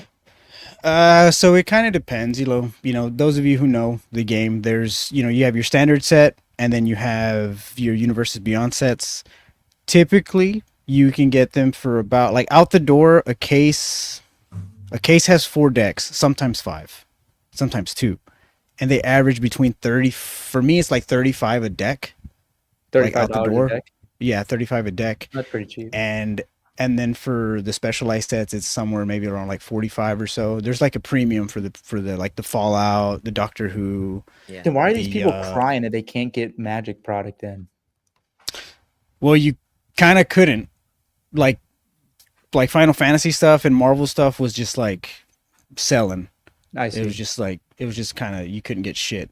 Yeah, the market's Now you can. Like now you can get commander decks. Like even at GameStop, I went the other day and they had commander decks for Final Fantasy on the shelves. But yeah, that's a whole nother conversation. Like Magic's fun. Like I play Magic. Magic's fun for me, but I'm not even investing in like Magic or anything anymore. I used to get all the commander decks, break them down, pull the desirable cards, sell them on TCG Player. That's a grind in itself, but it kind of teaches you how to sell, and I'm kind of grateful for that experience. Teaching you how to sell, teaching you how to manage your time, teaching you how to pack, all that stuff. If you've never sold before, I highly recommend you try to grind to level 4 on TCG Player and get your hands dirty and figure out the game. I forgot the question. top Top 5. investments. I'll give you my top. Mine are really easy. Go ahead. So, well, recently I've been buying a lot of Evolving Skies boxes, so it is now up there in my top 5. It wasn't before though. But I would say it's Prismatic, 151, Paldea Evolved, Evolving Skies, Paldea and Fates. Those are gonna be my top 5. Was his question what are our top? I thought he was asking what do we like, what does he What would do we buy think the right best now? investments are? Yeah, I think that's what he was saying. Yeah, that's why I was leading into some of the singles that you've mentioned, like Okay. the Tyranitar, the Groudon. I think it'd be cool to start picking up some slabs during this whole. I did, You know. by the way. Oh, nice. Yeah, I've picked up recently everything I mentioned. Tyranitars, Groudons, Mewtwo's, Charizard V's, everything I mentioned I picked up on this downturn. Because Nice. I think they're gonna rebound and do well in this next year. Right now, man. Every drop, I mean, every time the market dips on Prismatic, I'd be dollar cost averaging in more Prismatic. I'd be picking up Paldea and Fates. Paldea and Fates booster bundle displays. Kind of want more of these. Oh, the gold cards. Yeah. God, what else? What else? Who Right said now? Phantasmal, bro? What are you on? What are you on, Nikki? What are you on? It came out like 2 months ago, buddy. It's like $240. Calm down. Wait till like next year. If it's $240 next year, then let's jump on it, dude. We got sets retiring in 4 months from now. We're talking about Phantasmal. Come How do you on. feel about Paradox? I mean, come on. He's Am I right. wrong? I mean, I love. Don't tell me that Charizard is sick, but I mean, if we're talking about investing, By the way, if anyone does have questions, leave them in the chat. Just put question in front of it. We'll take them if you guys want us to discuss anything. But I don't know, Tim. What are you feeling? dude. I mean, I think it's pretty simple. I mean, you have the 2 specialty sets, that being Paldea and Fates and 151. I mean, we got to look at things that are going out of rotation. Like that's where I say, like, you got to calculate, like, what can we not get anymore? Well, 151 and Paldea and Fates are going to be gone. Prismatic, if it keeps coming down like this, like maybe it goes cheap over the next year, but if they turn off that faucet to go to these other sets, it's game over on that. Like it's basically like 151 last year. Remember when it was $50 and it was just always $50 because they were just printing it, and then they turned it off, and then guess what? Game over. And they turned it back on, but it was too late. It was too late. It was out. It wasn't printed for like 6 months, and by that time, it had already reestablished a new market price. Here's the thing, dude. I'm at the point where it's like, I'm going to go down with the ship and look like a complete idiot. Or people are going to say Alex never wavered and he stood his ground the entire time. He never backtracked. That's how I've been the whole time with Prismatic Evolutions, man. And I've heard every step of the way how it's crashing, how they're every week there's another reprint. Oh, they're reprinting this now. They're reprinting that now. Alex, they're reprinting this. What are you going to do? It's going to drop. And we're gonna share the screen again because I'm gonna show you the two main products that everyone always talks about being reprinted. And let's see what they're going for. So 1 year later, we have ETBs, $126.97 plus 2 shipping. There's only 4 left there, and then it immediately goes up to $129, $130. What's the So PC? there's version? your ETBs that everyone said are going to crash and go to MSRP, which are more than double MSRP. And here's your bundles at $61.64, which is more than $10 per pack by the bundle. And remind you, they had Eevee pouch collections. They had the figure collection. They had the other Costco box. They had the ETB and Pokeball bundle. They had the ETB and booster bundle. They had the UPC, the SPCs that got reprinted already are getting reprinted again. They had the other drop of Pokemon Center ETBs on. Like the list goes on and on. They've dumped nothing but this product in the market. And the whole time I've been saying, if you can pick up Prismatic anywhere near $100 in ETB, I would do it. And I got laughed at. And then it dipped under it for like a week. It went in the 90s. Everyone's like, Alex, you're such an idiot. It's like, so I missed the bottom by like $5 or $10. I mean, when the bundles were down under $50, I was like, yeah, I think they're a good pickup. And I got mocked for it. It adds up, bro. Dude, I was one of the only people like talking about Paldea Evolve 2 years ago when nobody wanted $85. Right. And I mean, it's just like, guys, if you stay the course and you continue to put stuff away and let time do its thing, you're going to be successful in this hobby. Stop getting wrapped up in the mindless nonsense of daily content that talks about the charts up and down each day and the constant reprints and restocks that most never even come. Yep. Yeah. But I will add that at least having your finger on the pulse to all that stuff, just so you're aware of it, I think that's there's a healthy balance that you have to strike there. For sure. Like, if it adds value and it helps you learn and grow and stuff, 100%. But if it stresses you the fuck out, I think you need to put the phone down. Dude, people are running around like their freaking hair's on fire. Like, it's just, they're constantly in and out of products and worried about this or that. Their investment drops $5. They think the world's ending. It's man, if it's that crazy for you, just don't buy the stuff. Or you just gotta learn to deal with it. Like, if you put a bunch of money into it, dude, it's gonna suck for a couple of years, especially if absolutely. If let's say you stretch yourself thin, or you're like, what, instead of paying myself a whole bunch this year, I'm going to you invest. Dude, it's gonna suck. But you just that's why some people or most people don't succeed at it, because the people who succeed at it, they just ride the ship, and then guess what? All of a sudden, it's like the movie Forrest Gump, when all those other ships got taken out by the hurricane. But the cat, what's his name? The guy with no legs. What's his name? I forget his name right now. Lieutenant Dan. He said, "No, we're staying out here." And guess what? They got all the shrimp afterwards. And so guess what? You just gotta ride. You just gotta ride the storm. And then guess what? You're blessed afterwards. Ants wants to know, why hasn't vintage performed as well as modern, and do you think its year is coming? Well, Ants, this is what my entire channel was founded off of, is pushing back against the grain. At the time, if you guys weren't in the hobby a few years ago, there was very few modern investing channels. It was basically anyone who was considered like a serious investor who had serious like money tied up in the hobby. They joked about modern. It was almost like an entry level thing you got into, but any real money, once you understood the game, you'd move back to vintage. And I pushed back against that from the very beginning, because of the amount of popularity and interest in the new stuff compared to the old stuff. And it's worked out very well. I do think we're getting to the age. I think like we're a point where it's never going to have the interest modern has. Just like, get that out of your mind. It's never going to be modern.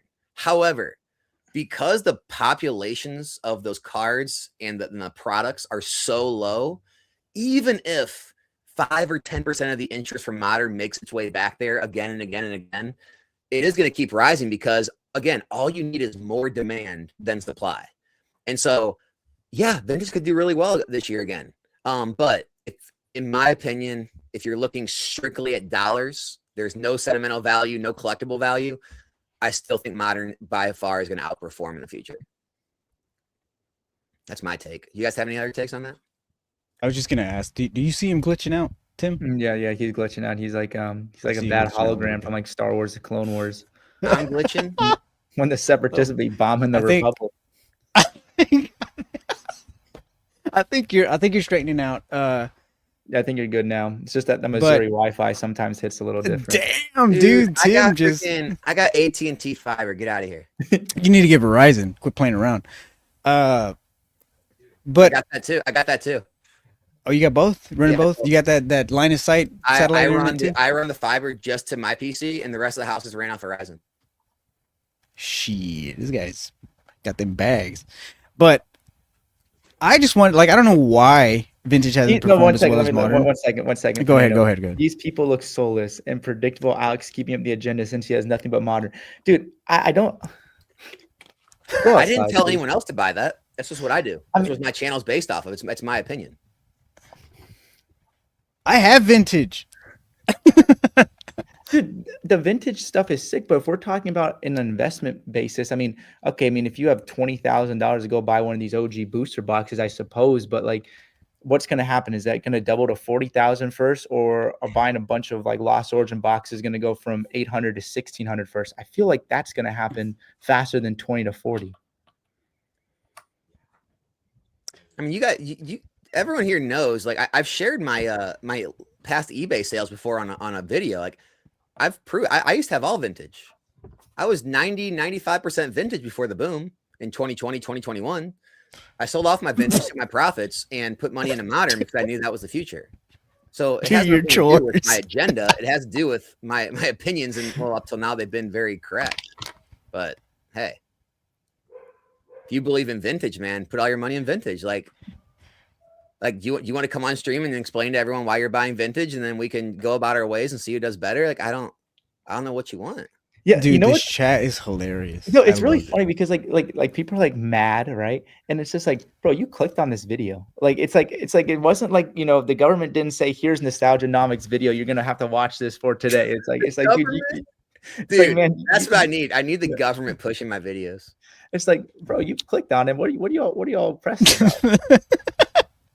Oh God. I mean, honestly, having lived through both vintage art and modern art, there's no comparison, dude. Like, if people were gonna collect something, they're gonna collect something that looks like, yeah, dude, modern art just looks better.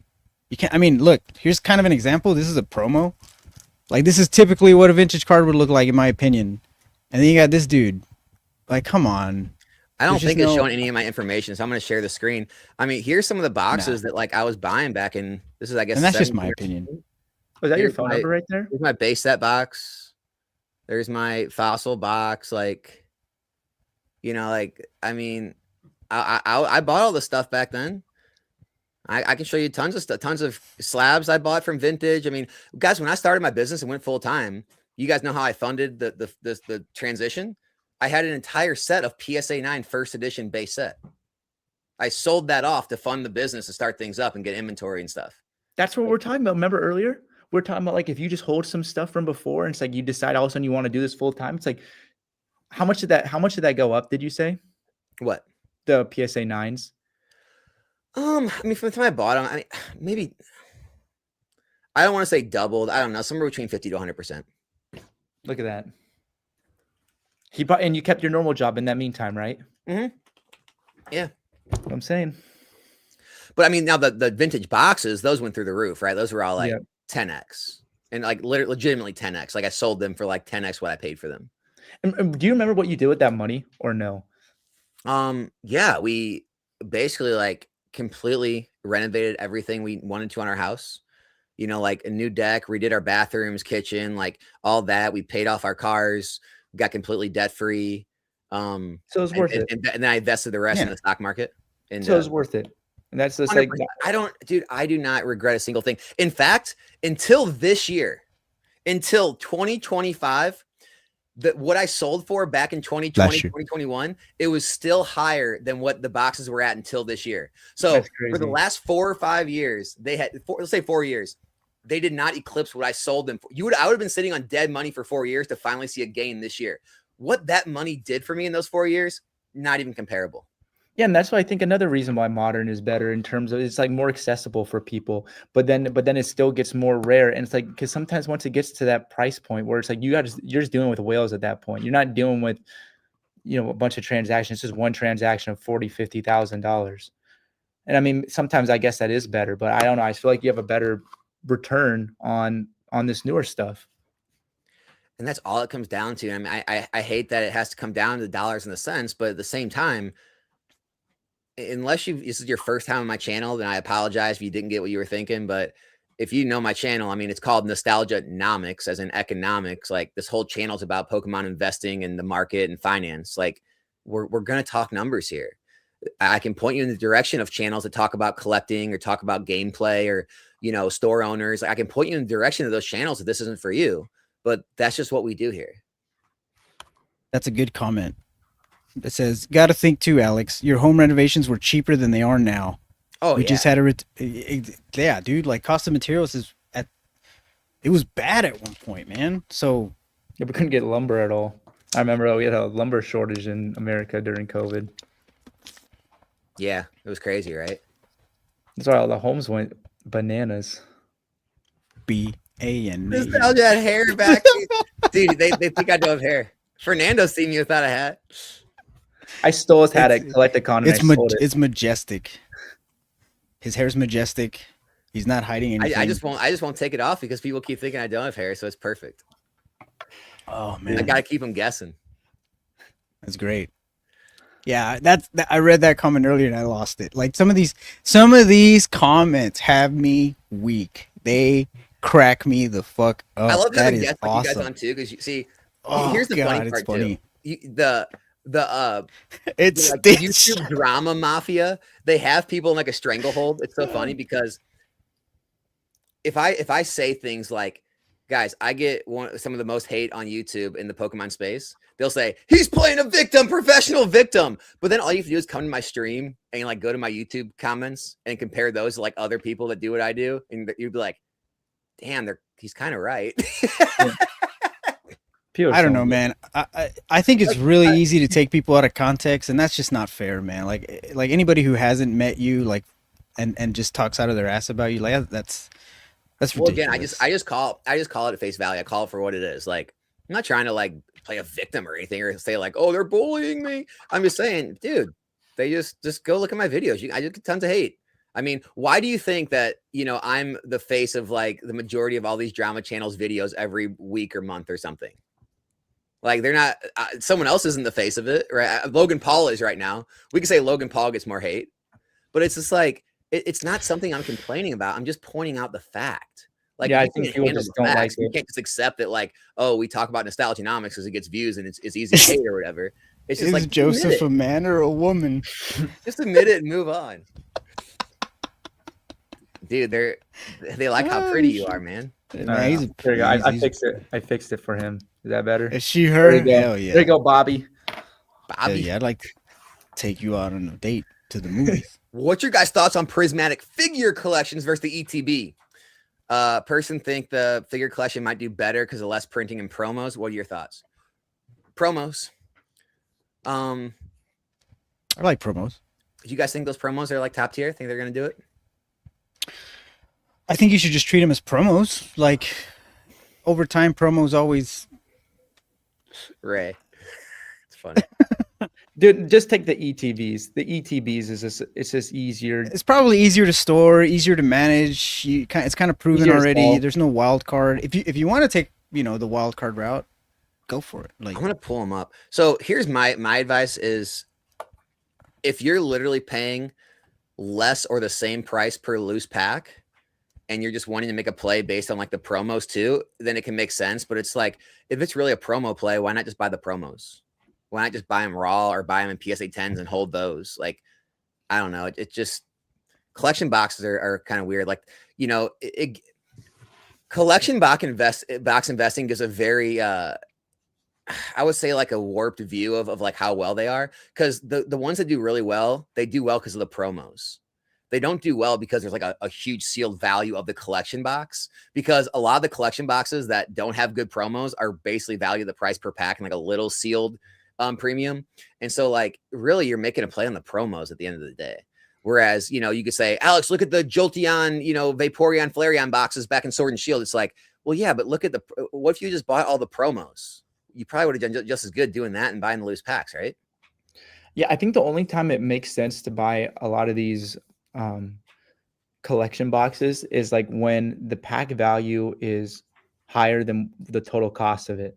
Like I remember last year or 2 years ago now when I bought a whole bunch of stuff from, they're just like available at Walmart and whatnot, like the Glaceon, the Lucario, and I think the Leafeon boxes. They're like on sale in Walmart for like $14.99 as clearance, and it has like a Fusion Strike and Evolving Skies, and I think like 2 Lost Origin. And it was like, okay, like why would you not just buy that at that point? Like worst case scenario, you just break it down. So I think that's really one of the only times it makes sense to buy a lot of the collection boxes, in my opinion. Because otherwise, just it gets bulky. It's just annoying. I mean, I get it. I guess it's cool to have like 1 or 2 because I mean, a lot of times people just break them down, and then you look at like ones from Sun and Moon and X and Y, and it's kind of cool to see them because you know it's kind of like nostalgic, but still the booster boxes way outperform them. Titan wants to know, is that Team Rocket Joey? Never seen him without his suns and shades and beanie, dude. Dang, I wish I had some sunglasses right They now. didn't know that's what you look like. You have no pit vipers? No, I wish I did. I don't have any here. Yeah. I have a headband I could put on that's like his beanie. Give me a minute. There we go. This is so true. Many Doom. There we go. Many Doom YouTubers said the market would crash and a reprint was coming are now screaming bye-bye. Yeah, so that's the thing. It's just like how long this year do we hear not to buy? Like last year, the entire year, don't buy. Everything's overpriced. Reprints are coming. The holiday reprints are coming. It's just like people keep kicking the can down the road. And what's funny is this entire time, the values have been rising of your collectibles. And so even if at some point in time, a set here or a set there gets reprinted, the amount of money you missed out on by not being involved, you still lost. And that's always been my like kind of argument against all these videos and people bearish in the hobby. It's just like, dude, things are so strong that you can't kill every set. And so even if you have some sets that get reprinted that you're down on that you have to dollar cost average into, the total amount of gains across everything you own is still better than not getting involved at all. What do you think about Temporal Forces and Twilight Masquerade? Because they're just in that spot right now, and I think after April, for me, I'll start getting my last big positions in them. But right now, it doesn't make sense to get anything prior besides like anything Sword and Shield that's on discount in these early Scarlet and Violet sets, just because they go out of print next year, and it's like there's still that little bit of chance. And I mean, they only got 1 print. There never really was a reprint, especially of Temporal. So, dude, I don't throw around this term because I know it's overused. I think Temporal's short printed. It is short printed, and I just don't know. Like, is Pokemon going to reprint 1 more batch of it, or is it just cooked? I mean, so Temporal was the set. If you guys don't know, Paradox Rift was overprinted. Distributors could not get rid of it. They were begging card shops to take it at like $85 a box for most distributors. They were running sales. I know Pokemon picked up a huge amount of it when they ran those sales. I think he got like 85 or 83 a box. It was crazy low. But after that was when Pokemon adjusted their printing. And that's why Temporal, Twilight was all less. And that's what kind of led to the boom, because products started getting throttled back and demand would kind of stay in there, and there wasn't enough to go around, again, like we talked about earlier. So yeah, man, Temporal, Twilight, Shrouded, there's not as much of those sets. Yep. And I don't know. The only thing about Temporal, it doesn't have that big hit like Twilight does. Yeah, and that's why I think Twilight's such a solid set. I mean, Temporal is also kind of deep, though. That's the thing. It's got like a lot of good cards. It's not like that one great card, if that makes sense. You see that Gengar, that ultra rare Gengar that's just up there in the top 5, man? That's crazy. Yeah, isn't it just like a red and yeah, one? But it's the full art Gengar in there. It does have the Ghastly. It does. I mean, I love the Raging Bolt. Apparently nobody else does. But I love it. It's awesome. I like it.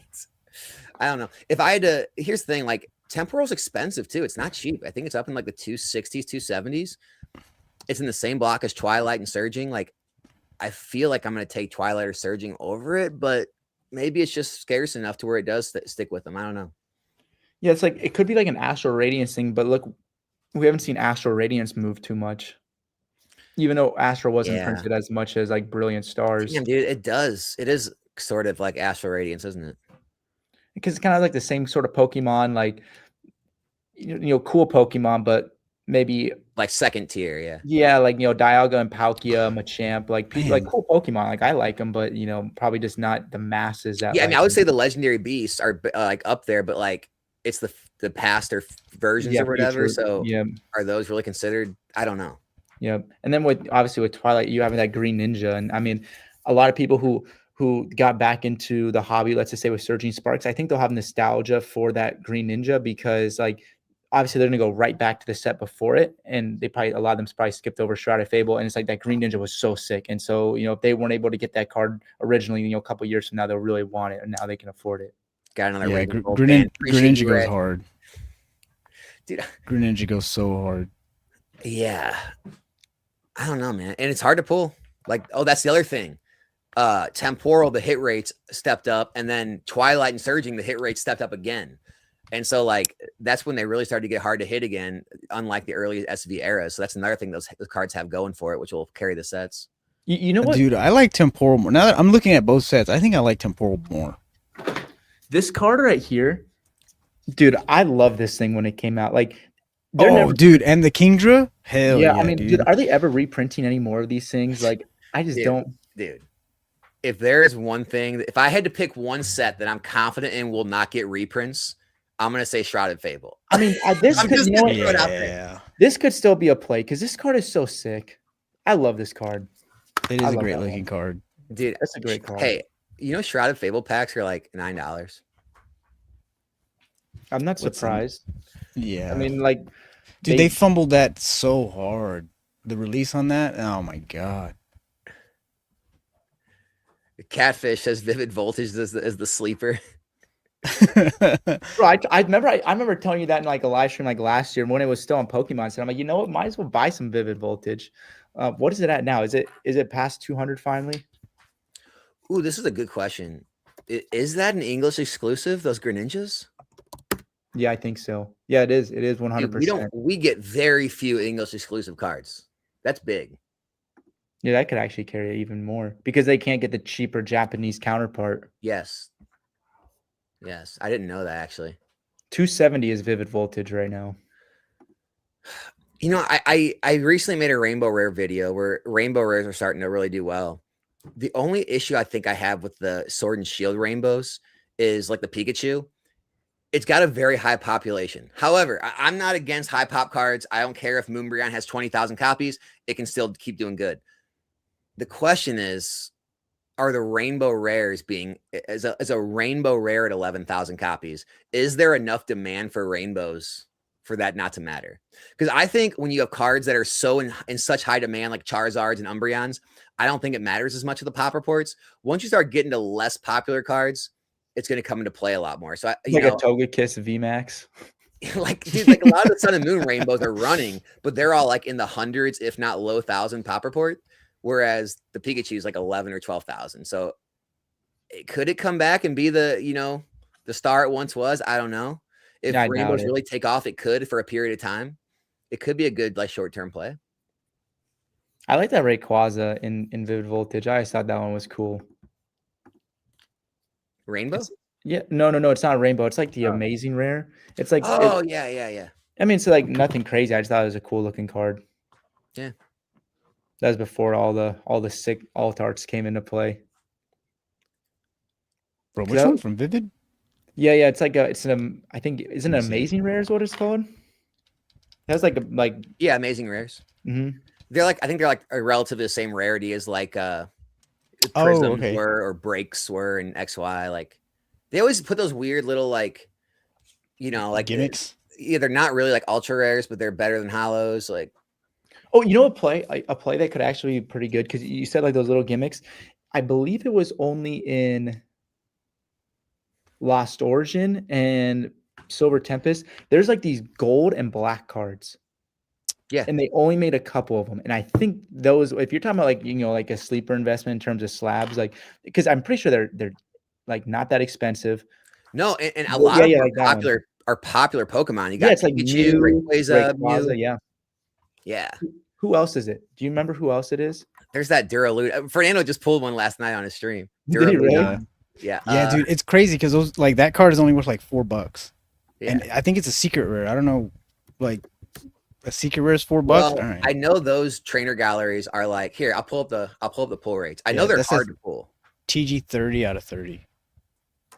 Oh, they have a Pikachu as well. Yeah, the Pikachu, the Mew VMAX. Yeah, those are sick. Here, let me pull it I up like real quick. the latest ones, the teal and gold ones. Those are pretty cool fire, too. dude.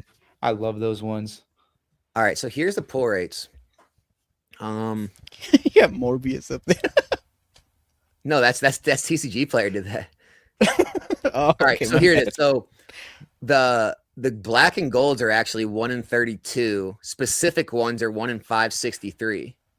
So they're actually harder to hit than the regular V or full art trainer galleries. That's wild.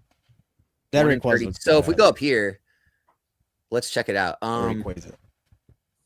I mean, yeah, you're looking at like same pull rates as some of the top hit. Like the Rayquaza VMAX and the Lugia are both 1 in 684, and those are what? 1 in 532. Yeah, well, 563. That's crazy. Yeah, 563. Yeah, That's a rare card, man. they're cool. They're cool too. And like, yeah, Mew and Pikachu are in the. I think it's Brilliant Stars. No, I think Lost Origin. Oh, Lost Origin. Yeah, because that was Silver Tempest. Yeah, so those things are cool. So if you want a sleeper, there's your sleeper pick. Have the confirmed Rayquaza in that new Emerald set yet? Anyone know? What are you Dude, talking Ray, you know I'm the worst person to ask about leaks. I don't know anything. I don't Look it know up right anything. now. Does anyone know? Storm Emerald? Is that what it's called? Do we have the owner of Poke Beach in here by any chance? How are the Ascended Heroes Japanese part doing in your streams? Like the Oh, counterpart. fantastic. Is And it Mega even Dreams? Retrospecs, I get my cards from Retrospecs. Even he said it's like the best Japanese set of like last year of sales. Oh dang. Yeah, so it did well. How's that Gengar in person? Have you pulled any? Oh, it's beautiful. Yeah, you know what's weird? I've pulled less Dragonites. It's the same But- hit rate though, right? Yeah, but the Gengar, I mean, yeah, the Gengar's worth more. Dude, I think Gengar, beautiful. Dragonite, beautiful. And the Zoroark, right? You got the Mewtwo. Even when you get to the illustrations, you got like the Mimikyu. You have even the Team Rocket's Doug Trio looks cool. I think it's a dude. I know some people have compared it to Crown Zenith. I'm not ready to give it that level status, but it's definitely up there. Mega Halucha goes hard. I mean, especially because it has those big tier Pokemon, like or like top tier, like with Dragonite and Gengar. Here we go. What are you guys estimating release day packs cost? Well, what is coming out on release day? A 2-pack product and a 3-pack product. That's it. And for how long? I think like weeks, like 3 weeks, maybe. Oh, Let me look dude, it good up. luck, GGs. Those seem to be $25. I mean, people will price them at 20, but they'll sell out like instantly. Let me see if I can get the release schedule up here. ETB 1 month out. month Yeah. out. Because All right, those- here we go. Check this out. 2 booster packs and then 3 booster pack tech sticker collection.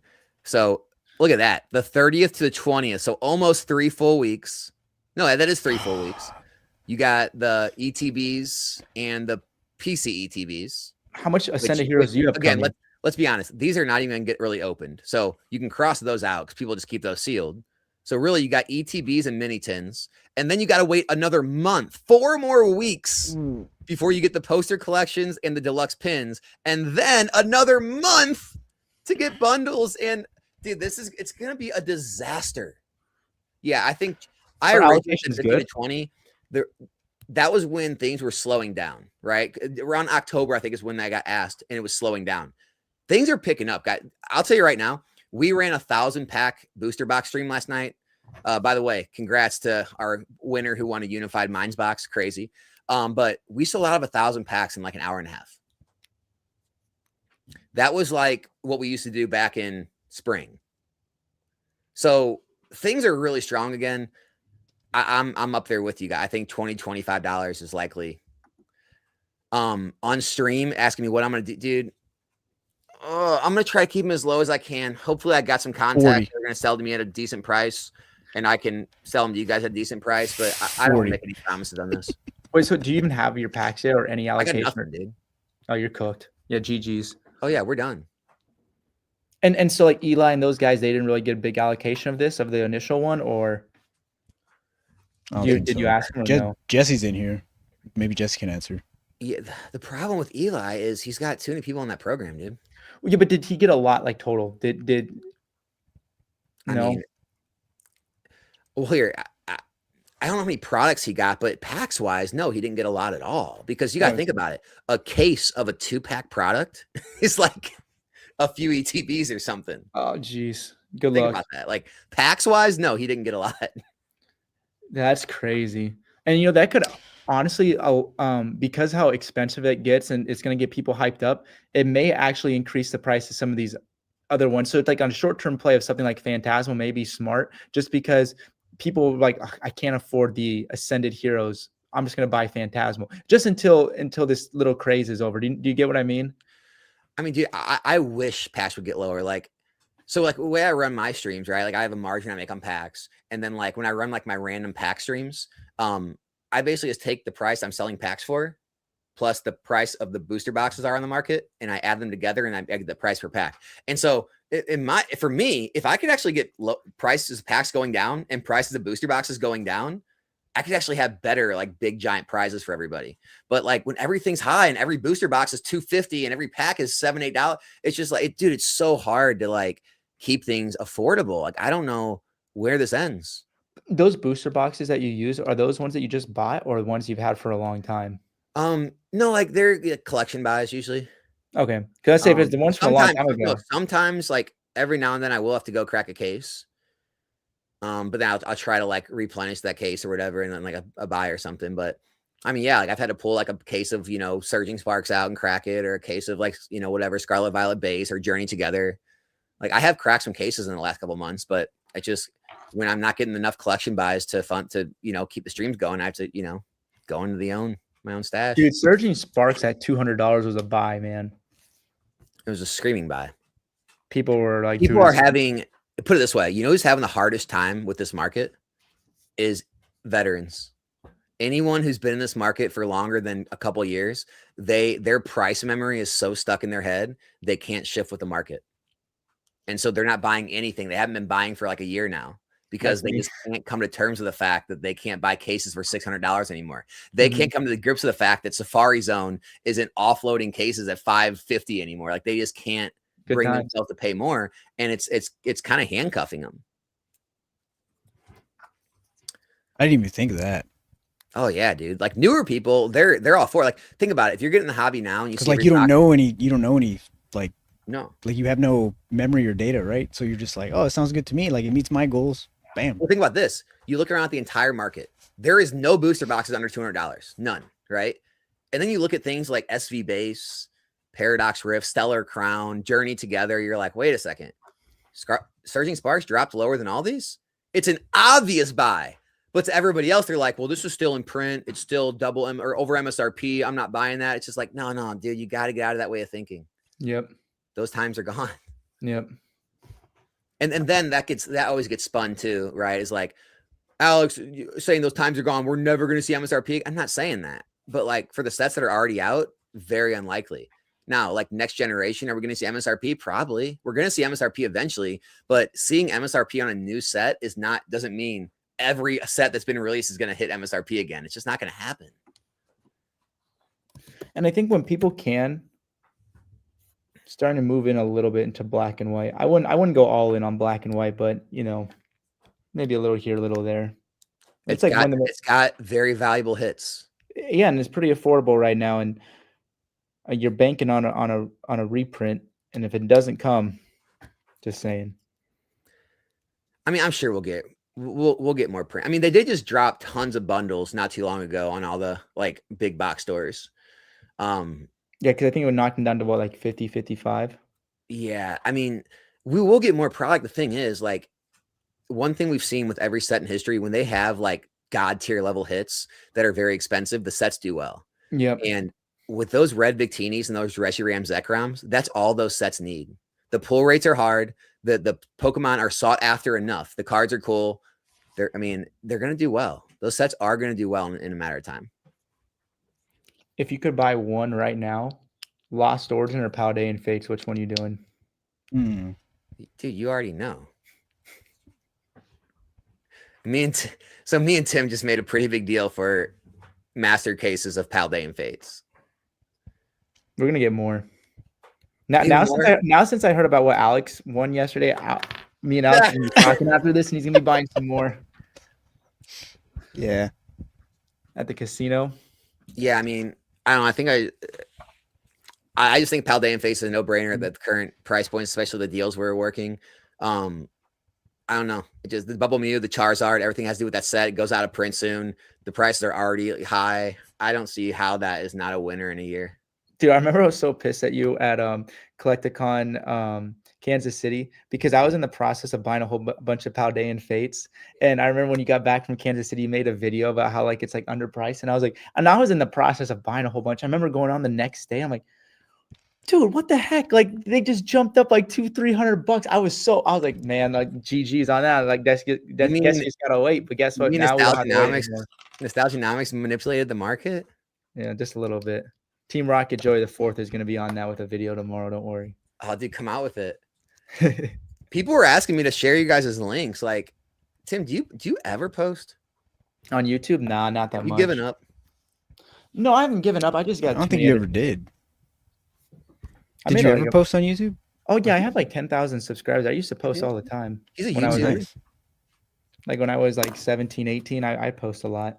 He's a true tuber. Here, guys. Here's his channel if you guys want to go see what he was posting. A true tuber. And then I posted Fernando's earlier. I'll post Fernando's too, though. I mean, they're like all of it. I mean, there's like there's like nothing on my channel. Public brick slop instead. I have all these primitive live formats of me playing Smash Brothers or doing these early rip and ship stuff. That's what I got in the channel right now. But I mean, we'll see what 2026 brings. We're gonna start pumping out some content, or I might just make fun of Alex for like weeks on end. Fernando, did I not tell you that's the meta?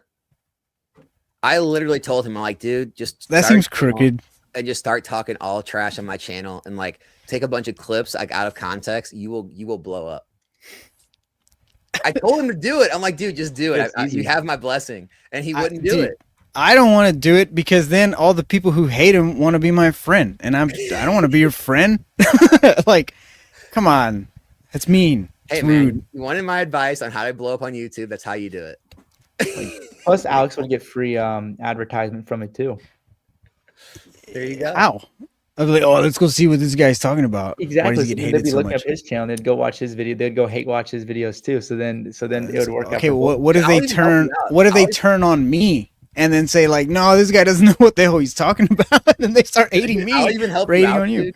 I'll like do some clip farming stuff. I'll just like spew some random BS here and there, and then send you the clip so you can like talk about it. That's fair. Look at what this idiot just said. And you guys are except how many people are in here right now? Except 300 people know about it. Spilled the beans to 300 people. 300 people. The Pokemon space is so huge. Make a fake beef. Come on. Have you ever tried like? Have you made a fake beef before in the past? In the past? What about you, Tim? Fake beef. No, most of the time it's always been like legit stuff. Like what Alex had to deal with, I probably had to deal with like times 10. So it's me and Pokey and he talked about it. Oh. We didn't do it. I feel like Brian would win that one. Dude, I would be afraid to get on Brian's bats. I was joking with him. I'm like, dude, that's what I'm saying. If we actually got in a real beef, like it would happen. And then like I would be thinking about making a video, and by the time I posted one, you'd have like 4 already made, and then you'd already have a response video made to my video before I even made it somehow. Like, dude, Pokey and dude, I was watching his live. He doesn't live stream ever. I was watching one of his live streams, He just did. Yeah. He was just like, he's like, yeah, I'm just bored. He's like, I'm just doing YouTube and live stream. I'm just bored. I'm just like, dude, Wait, why is he bored? because he's got his Because business he's so loaded. he's got his business so optimized now where literally he just like a new set is released or whatever. He just goes to his site, makes the listing, like loads up his ad spend on the platforms he has ads on, sends out his email list, you know, all his emails, and then it all gets sold. And then all his shippers ship it off for him. And I mean, the dude doesn't even work that much. And I don't know, I think he did over 5 million this year. So with a lot of those guys then, so instead of like you who makes money every single day doing your rip and ship streams, a lot of these guys have like 1 or 2 big days a month. And that's basically like how their income comes in for the month, basically is what you're saying. All right. Let me just do this. Because they just sell at the release, right? Yeah, I'm just gonna pull up a calculator, and I'm not gonna like blow up any of Pokeani's like numbers, right? But like, I mean, everyone kind of knows what distro cost is for stuff, right? Let's just say, right, that you are paying. Let's just say you're paying $100 for your boxes, and your allocation is 1,000 boxes, right? So you paid 100 grand, but now the boxes are selling pre-release at even 225 times 1,000, right? So 225, even after your payment processing fees of like, 4% or something, you're paying 9 grand. I mean, you're talking over 100K per release, and that's just booster boxes. Now you got ETBs. Now you got bundles. You've got other ancillary items. He sells Japanese, Chinese, Korean. I mean, it's astronomical, dude. Isn't that your play long term? Get with Dude, distribution? honestly, I'm losing faith that we're gonna have a time where you can really get in distribution hardcore. So you're saying basically those people were smart because they were patient and they played the game and now Yeah, they're and rewarded. there's always right, Full dude. There's circle. always right timing. There's luck involved. Like, dude, I remember Mark Cuban was on Logan Paul's podcast, and he's like, dude, every billionaire that doesn't admit there was some kind of right timing or luck involved, they're lying to you. And that's like a lot of what Pokemon is. Like, if you're in the hobby and you're involved in the right space at the right time, then you kind of made it for life. You only got to be right once. Yep. And I think that's what happened for a lot of people in the hobby. They were right one time, and maybe there's a chance to get in distribution, but how many people are on the wait list right now waiting to get in? And that's even with brick and mortar stores, right? How many people are in distribution but are waiting to get much larger allocations? They're ready to buy more. Like the downline of people, and I'm one of those people, right? The downline of people right now that are waiting to spend as much money as they possibly can to get higher allocations and buy more Pokemon is so deep that I just don't know how bad things would have to get to really get to the point where I would actually get a good allocations in the future. I mean, it's possible with that new print facility. If like I don't think people think like, oh, they're going to allocate all that to Pokemon. I don't think they will allocate all that to Pokemon. I think that space will be used for other things too. But like, if let's just say they allocated all that space to Pokemon, then maybe, because I mean, how much space that is? 1.2 million square feet is quite a bit, and they're just making booster boxes, which they won't do. But if they dedicated all the time to just doing that, then yeah, maybe. But I'm pretty sure they have deals with other TCGs to print there. So, oh, for sure. Yeah. Again, that doesn't go with the narrative, right? The narrative is once the print facility comes in line, everything goes to zero. But the truth is, we talk with people who are very large Yu-Gi-Oh sellers. I mean, put it this way, like one of our guys in our Patreon, Ethan, he works with Sassy Auto, which is, I think he goes by Sassy TCG now. He's one of the largest Yu-Gi-Oh, if not the largest Yu-Gi-Oh seller on eBay. I think he is actually. Moves, multiple millions a year in Yu-Gi-Oh. They were telling me, or Ethan was telling me that the Yu-Gi-Oh production had to get moved and delayed because how far Millennium Print Group was behind. So they actually had to have theirs printed at a different facility because Millennium Print Group was so far behind and Yu-Gi-Oh was trying to get stuff printed. And so it's not just Pokemon. Everything's behind. One piece is blowing up. One piece is to print more. There's so many TCGs that need to get printed at this point that it's not just going to be, we're going to print all Pokemon, drive it into the ground, and all the demand's all going to fall off at the same time. It's just people don't think critically about this. They just want to believe the nonsense of, it's all going to zero, print to the ground, battle cry. You know what I always wonder is because like we have print, like if I want to, I could technically print Pokemon cards with the printers I have because I'm not sure how. I actually want to test out. I'm gonna test it on cardboard and see how it actually look. But you can do that because a lot of people use the UV and pad printers that actually print like Pokemon cards, but they're not printing Pokemon. They're printing like their own games. But anyways, what does Pokemon do with all of like their misprints? Like, do they just torch them? Can you imagine if they got out? Yeah. Like, do we know? Has there ever been a video about what they do with like all the misprints? Because I mean, we have misprints all the time. Like, we don't align the printer perfectly. There's something off center and stuff like that. Like, besides you do those with uncut first edition ones, What do you do with them? well, the cool thing about it, we usually just print over the top on them, and then they'll be like freebies. So, like, let's just say this I messed up. I'll just print over the top of it with a new design, like, and you normally can't see it, but I'll just use them as freebies at that point.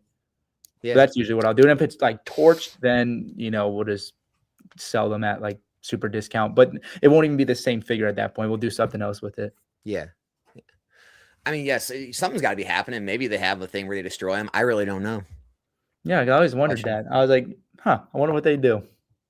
Because I mean, obviously there's some sort of like they obviously allow like some really bad ones to get through. Like, I mean, you see the ones with all the whiting on the edges and like the ones that are super far down, but there must be some point where it's like, okay, this is not good enough to pass, and they just discard them. We have had some. I think Obsidian Flames recently has had the wildest misprints, like where you can see a whole other card getting started on the actual card. Yeah, and they let a lot through. I mean, the quality control doesn't catch all of it. Yep. Right. Yeah. So I just wonder about that because because with Lego, like with actual like Lego stuff that they print, not as much anymore. But during coronavirus and a little bit afterwards, misprints. Like let's just say this design was printed back here, like on the back. Dude, it was still for like thousands of dollars because it's a one of one, misprint test print. So people go crazy for them. So it's just kind of funny. It would get out like in just a regular product. Yeah. So because like sometimes you would buy a set and then your figure would just be messed up and it'd just be a complete accident. So people would list them on eBay and sell for crazy amounts of money. Like now it's not as. So your entire like everything in the Lego community, it's all around these minifigures. Yeah, minifigures and sets. Yeah. Because I mean, they all come in these sealed sets for the most part. So that's like the main collectible is it's not like this. It's the minifigures. It depends. Like the Ultimate Collector Series ones, like the big sets, it's usually for the set. But you always gotta have good quality minifigures with them. And we'll make ones that Lego hasn't made. So either like made up ones, or we'll make like cool ones. Yeah, that Lego just hasn't made. So, and people love them. Dude, his Creed. Dude, if you guys saw my video, I got the Creed shirt on. Fernando sent me a vinyl of Creed greatest hits for Christmas, man. This guy R2 said Lego heads will jump into TCG next year. I would say it's more likely that TCG people will actually jump into Lego next year, and here's the reason why: is because it depends. Lego is making Pokemon sets, and they come out in March, and so we don't know what. We know it's like a big Bulbasaur, Charmander, and Squirtle, I believe. I think it's like the like a big, it's like $700. It's a big, massive thing. But there's rumors about them being like Lego minifigures and stuff like that, like Pokemon Lego figures. So if that's the case, these people may try to jump into the Lego thinking they're gonna have quick profits. Little do they know how much Lego just reprints the crap out of things. Like, let's just say it sells out. Lego will let you buy it on Lego Shop at Home until Kingdom Come. They'll say back order ships in 60 days, back order ships in 90 days. And that's always a thing I was curious about Pokemon is because if they wanted to kill the secondary market, they could, because Lego just prints to demand. So it's like, it's back order 60 days, it's back order 90 days, but they never put it sold out, if that makes sense. But eventually they retire it. Eventually they retire. Yeah. That's when the sets rise in value. But sometimes with those ones, it actually kind of hurts the value because like there's been sets where they've done that too, and then they can almost like never recover because they were printed so much or they've made so many of them. So yeah, but there could be a play within that at the beginning of next year, like for the quick scalpers and stuff like that. Like they may have a play when those sets come out in March. I mean, dude, you got that happening. You got the Happy Meals coming back with all the different Pokemon characters, 30th anniversary, like. Dude, there's so much happening this year again that I don't know, man. If I'm a betting man, and I'm not here to like, again, if you guys think it's crashing, you don't want to buy anything, I'm not here to tell you to buy anything. But if I'm a betting man, I just think there's too much happening this year to really slow down much. Yep. Yeah, they asked, will Pokemon make figures are brick built. So as far as I know, it's brick built. Like we make figures, like we make like Ash Ketchum and all Well, the you different. sent me some. You sent me what, a Gengar and a Charmander, I think. Yep, yeah. So we'll make the we made you a sig fig, like a little version of you. But yeah, we'll Oh, make. dude, you made me two. He made me two Anomics. I'll show. I have them upstairs, but he made me two Nostalgianomics figures. They're great. Yeah, so that's what we'll do for people like streamers or people who want commissions. Like, that's another thing that we'll do. So it's like you told me, hey, I need 500 of these to give out for shows or whatever. We just print that for people, and then they do whatever they want with them, which is cool. But yeah, I don't know what Lego's doing. Like we make like these cool Pokeballs. Where's my Pokeball? Oh yeah, one of the characters is holding the Pokeball. Yeah. Here, let me go get it. Fernando, what up, dude? Nothing. I had to go to the restroom. No, somebody was like, they said that we need to have a thumbnail of Alex's streams, except the head is photoshopped onto it. And it's like, little do they know, I've done that already. So I was trying to find it. They'll hold me now. And Alex doesn't follow freaking dude. It's funny. It's like one of those things where it's like, dude, like we'll text and call each other all the time or whatever. But yeah, I somehow wasn't following his Instagram. Yeah, it's like, oh no, we're cool, we're tight. I just forgot to support your business. That is bad. I do feel bad. I'm bad at that kind of stuff sometimes. Nah, Here's the thing, right, man. I talk about all the time. Like me and Fernando. How old are you, Fernando? I'm 34. Okay, so we're basically almost the same age. Like we're from like we're old millennials, so like social media is something like we adapted to as we got older, and so it's not natural to me. And so like my natural state of like relaxing is just like me and my wife sitting there watching a show or maybe playing like a console game, like video game. Like I don't enjoy like social media. I don't like surf on Instagram for fun. Like I get on there for business.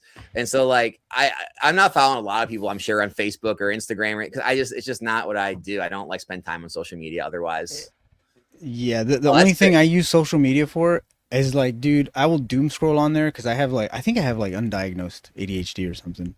But I do it for the laughs. Like I don't really care to keep track with family or anything. It sounds bad, but I'll literally just like, that's kind of an entertainment value for me. It's just like, who can make me laugh today? Like, oh, that's hilarious. Let's keep it going. And then that's how I use it.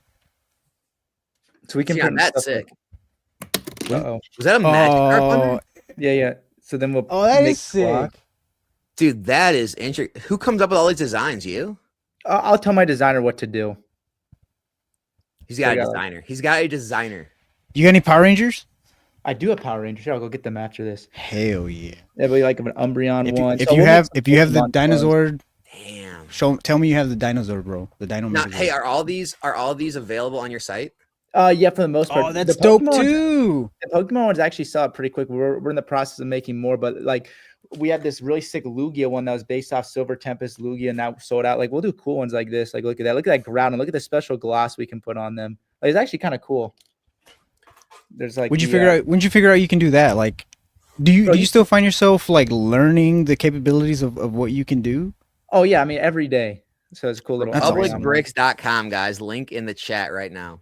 Here, I'll show you this one. You said Power Rangers, right? Hey, they asked. Yeah, the Megazord custom figure. Wait till he comes back. I'm looking on his. Oh, dude, he's gonna make you a Scott Stapp one. He's gonna make you a Creed one. He made me a couple like Nostalgianomics figures. He's gonna make you a Creed one. It's gonna be amazing. A Creed one. Oh, the band, bro. Just imagine. Here's like one of them that I just found. Look at that. That's sick. Dude, hey, how much are those on average? So for wholesale purposes, I put them all at 24 on the website, but they can always use discounts to get them for like 18 and stuff. But for wholesalers, it makes it super easy for them if we have everything priced the same. So it's like sometimes figures cost more and sometimes they cost less, but they're all 24. And it always is hard to explain to people too. It's like, dude, why is it $24? Like there's like ones on eBay or Alibaba that are like 60 cents. I'm like, well, yeah, those aren't printed on official Lego. Hell yeah, he's gonna go get the one you made him. I hadn't seen it yet. I think it has. Wait, does it have a hat? Which one? The one you made for him. Oh yeah. It has like one of Ash's hats. I was telling him that you were gonna make one for Creed.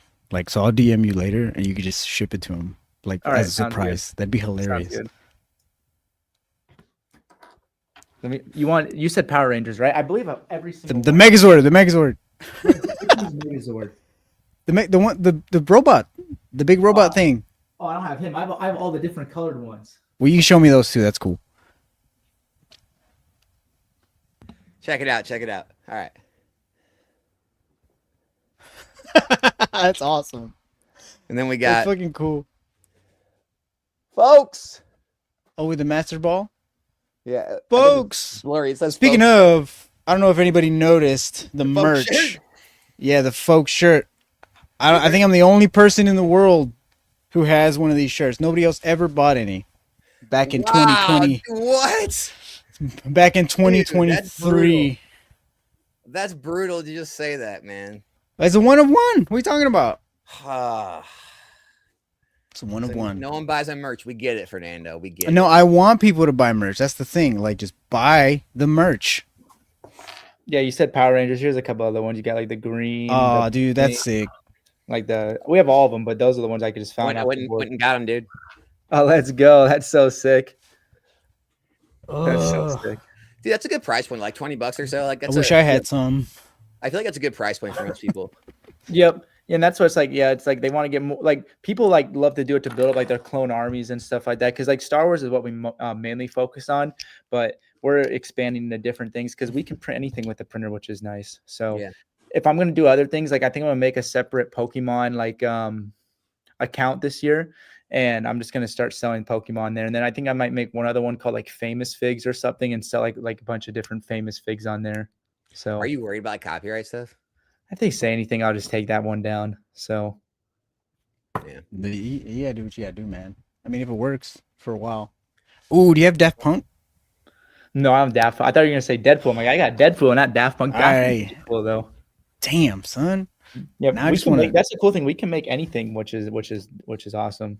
Because I think design wise, Fortnite already has like Daft Punk in their game. So like your designers could probably just take that from the game and then you can. Oh make yeah, it. yeah. That'd be There cool. was a Lego that kind of came out that looked like Daft Punk, if I'm not mistaken. Let me see here. But now they're in the game, is what I'm saying. So like now you can just that's the Oh, they're actually in it? bullish. Yeah, I think so. Because they released some skins and they have the Lego game mode, and I think they released it there too. So now there's Lego versions of Daft Punk. That's crazy. Yeah, I remember when Yeah. Lego Fortnite came out, it was insane. People were like losing their marbles. Can you imagine if Lego and Pokemon did a collab? You could play it like Charizard. Charizard holding a Dude. gun.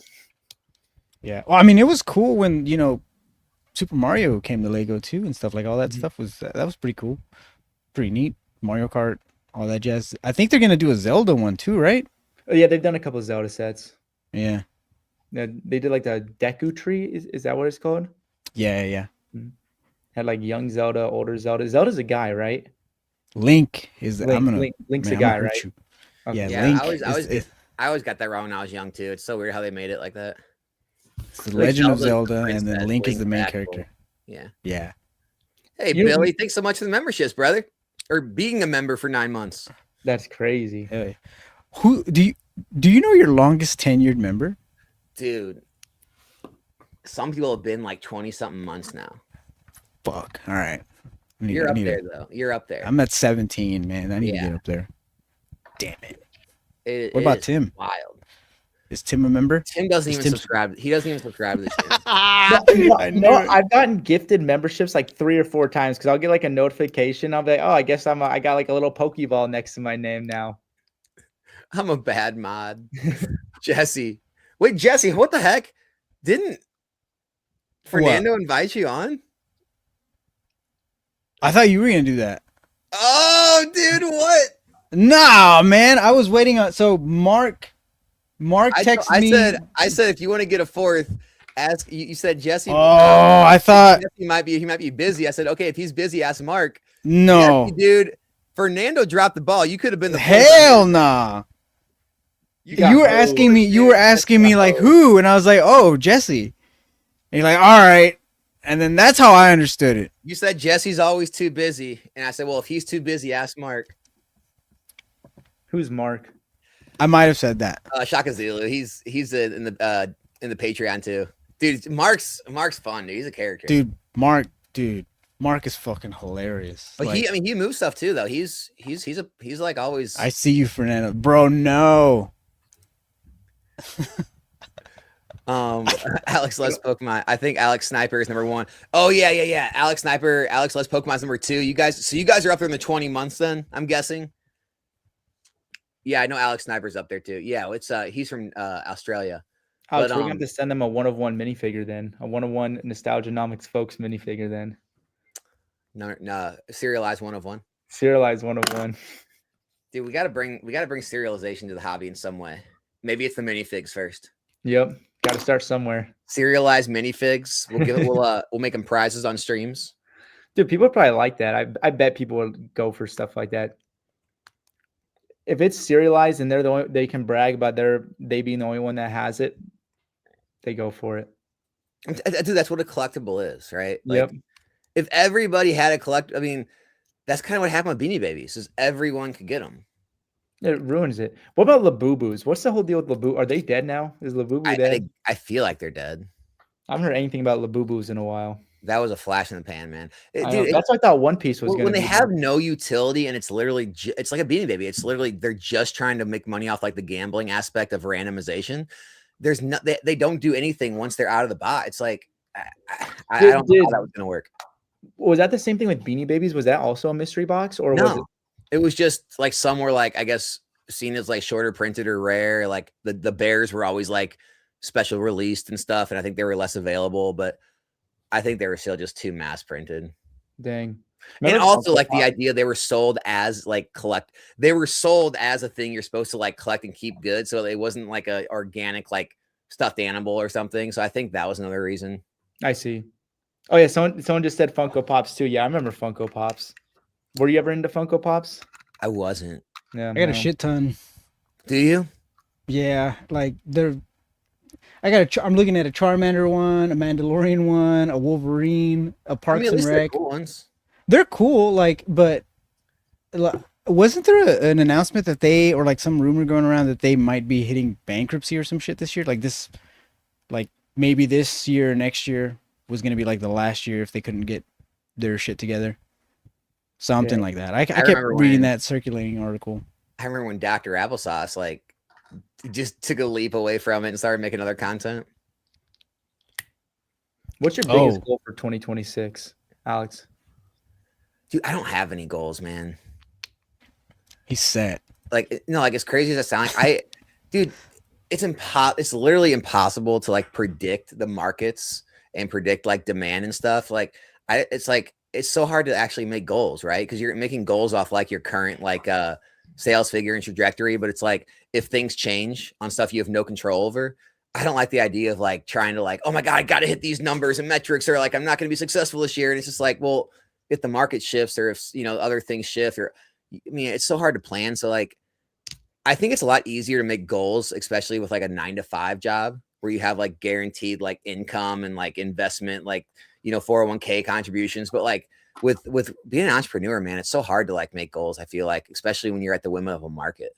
Yeah, I was trying to explain this to my dad a while ago when he was like budget and stuff like that. My dad, we went up and up and up. We didn't have a down month for like one time for 36 months. I'm like, how can I budget for that? And then all of a sudden Star Wars started making bad content, and it started going down. And it's like, and then it'll go up, and then it'll go. It's like a lot of it's hard because you just don't know. Like if all of a sudden a good show comes out or something, if a content creator does something, it can just change. And so it's like good to have a baseline, but it's really hard to establish like well thought out budgets, because what if all of a sudden a collection comes around? I wasn't planning. That's what I was just gonna say.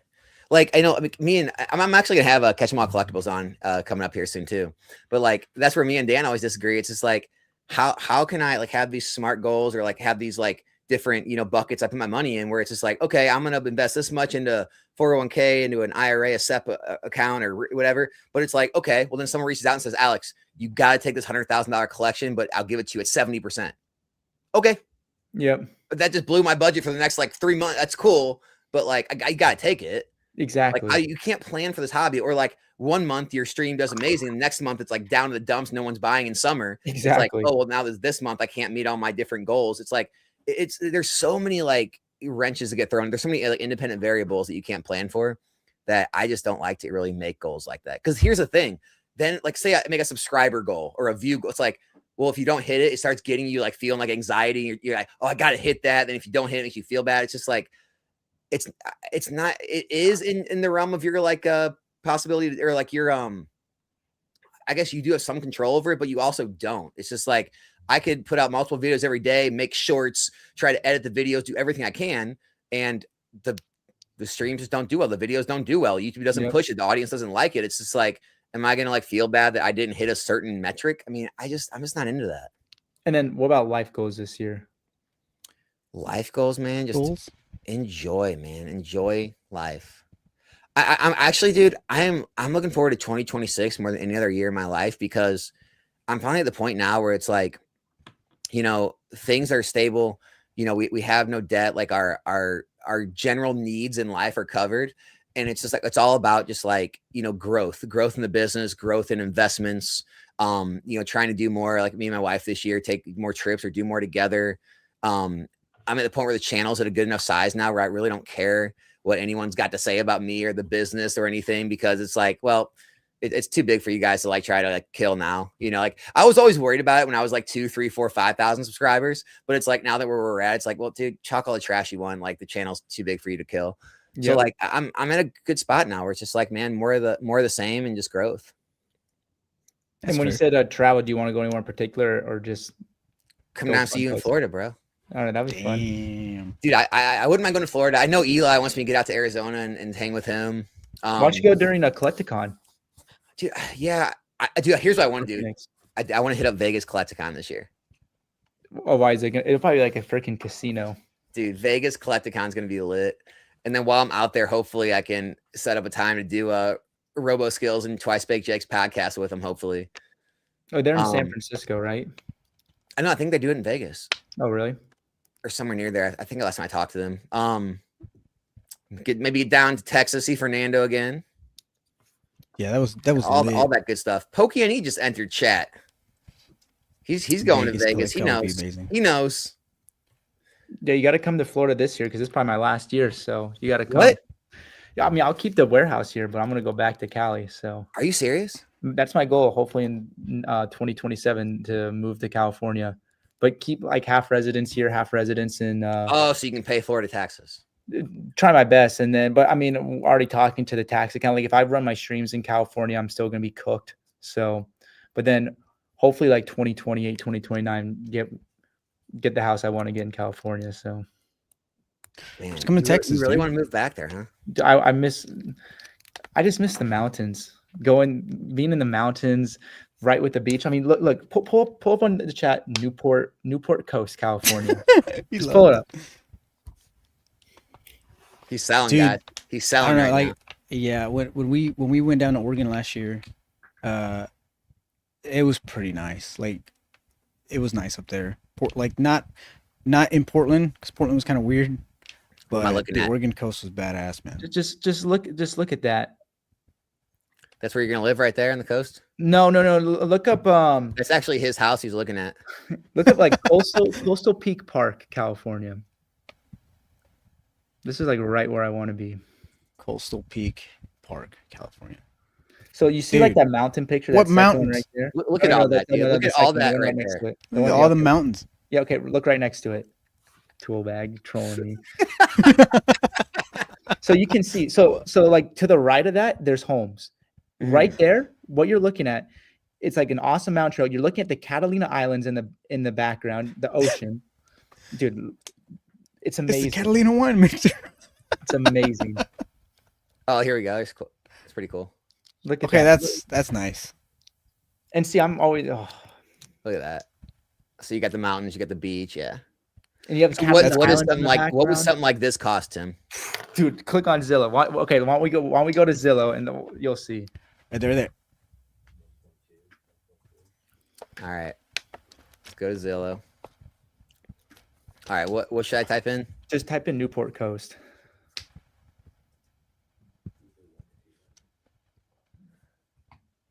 All right. Yeah. There you go. Dude, what? Holy shit! You're But then making go up to that the kind top. of Go money? up to the top. Go to the top and go up here. No. Up to where it says like 2.5, 4.5 up there. No. Yeah, right around that area. Click on like those sort of ones and like 4.5. You can. Isn't it crazy? I mean, it's all right. Isn't it crazy that that's how much it is for 2,200? Like, look at the 4.5 one. Yeah, or 2.7. No, you got to go like 4. Dude, Isn't that crazy?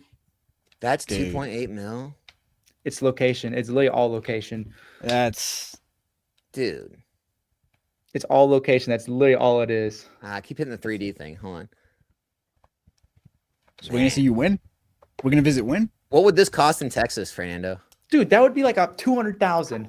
No. No Like four. shit. Dude, I see the $1 million. Yeah, homes in like Texas, and maybe they're crazy. I would say maybe 4.5, depending on how much depending on the community and stuff. And I what just didn't. part I of- didn't know Tim got it like that, man. No, I can't. Not those 20. I mean, like 2 to 4 is okay. Oh yeah, that's no big deal. Like that would be the goal. So is For this this something year? like? Are you even gonna have to sell off your Pokemon at all, or just you're gonna be able to cash flow this with income? No, I want to sell a good chunk of the Pokemon eventually. I mean, we'll have others, but I want to sell a good amount of that once it comes time. So that's why if I go back, it'll more just be, you just rent for a couple years and then it just right place, right time, basically. Yeah. That's wild. Billy says, I flip my allocations for more arcade games for my TCG theme arcade. Buy assets that work for you, Pokemon claw machine stackers and coin pushers. That's pretty cool, man. Dude, where are your Pokemon vending machines you said you were gonna do? Did you ever do those? No, I didn't. I did. Some people have though. I haven't checked to see how they're doing with them. Dude, I got too much other stuff trying to go on right now. Don't worry about it. Just keep it to find locations and deal with the managers and keep it stocked and all that. Like I just don't got it in me right now, dude. Yeah, unless you could hire I'd like to. Trust you me, can I hire was work. thinking about buying some at the end of the year just for tax purposes. I ended up not pulling the trigger. How much would the vending machines be? Like 5, 10K? Yeah, like 5. So like Well- 5,000. Like you should be able to make your money back in like 2-3 months. No, you could even do it in like other states too. You could get a whole bunch of people just working for you.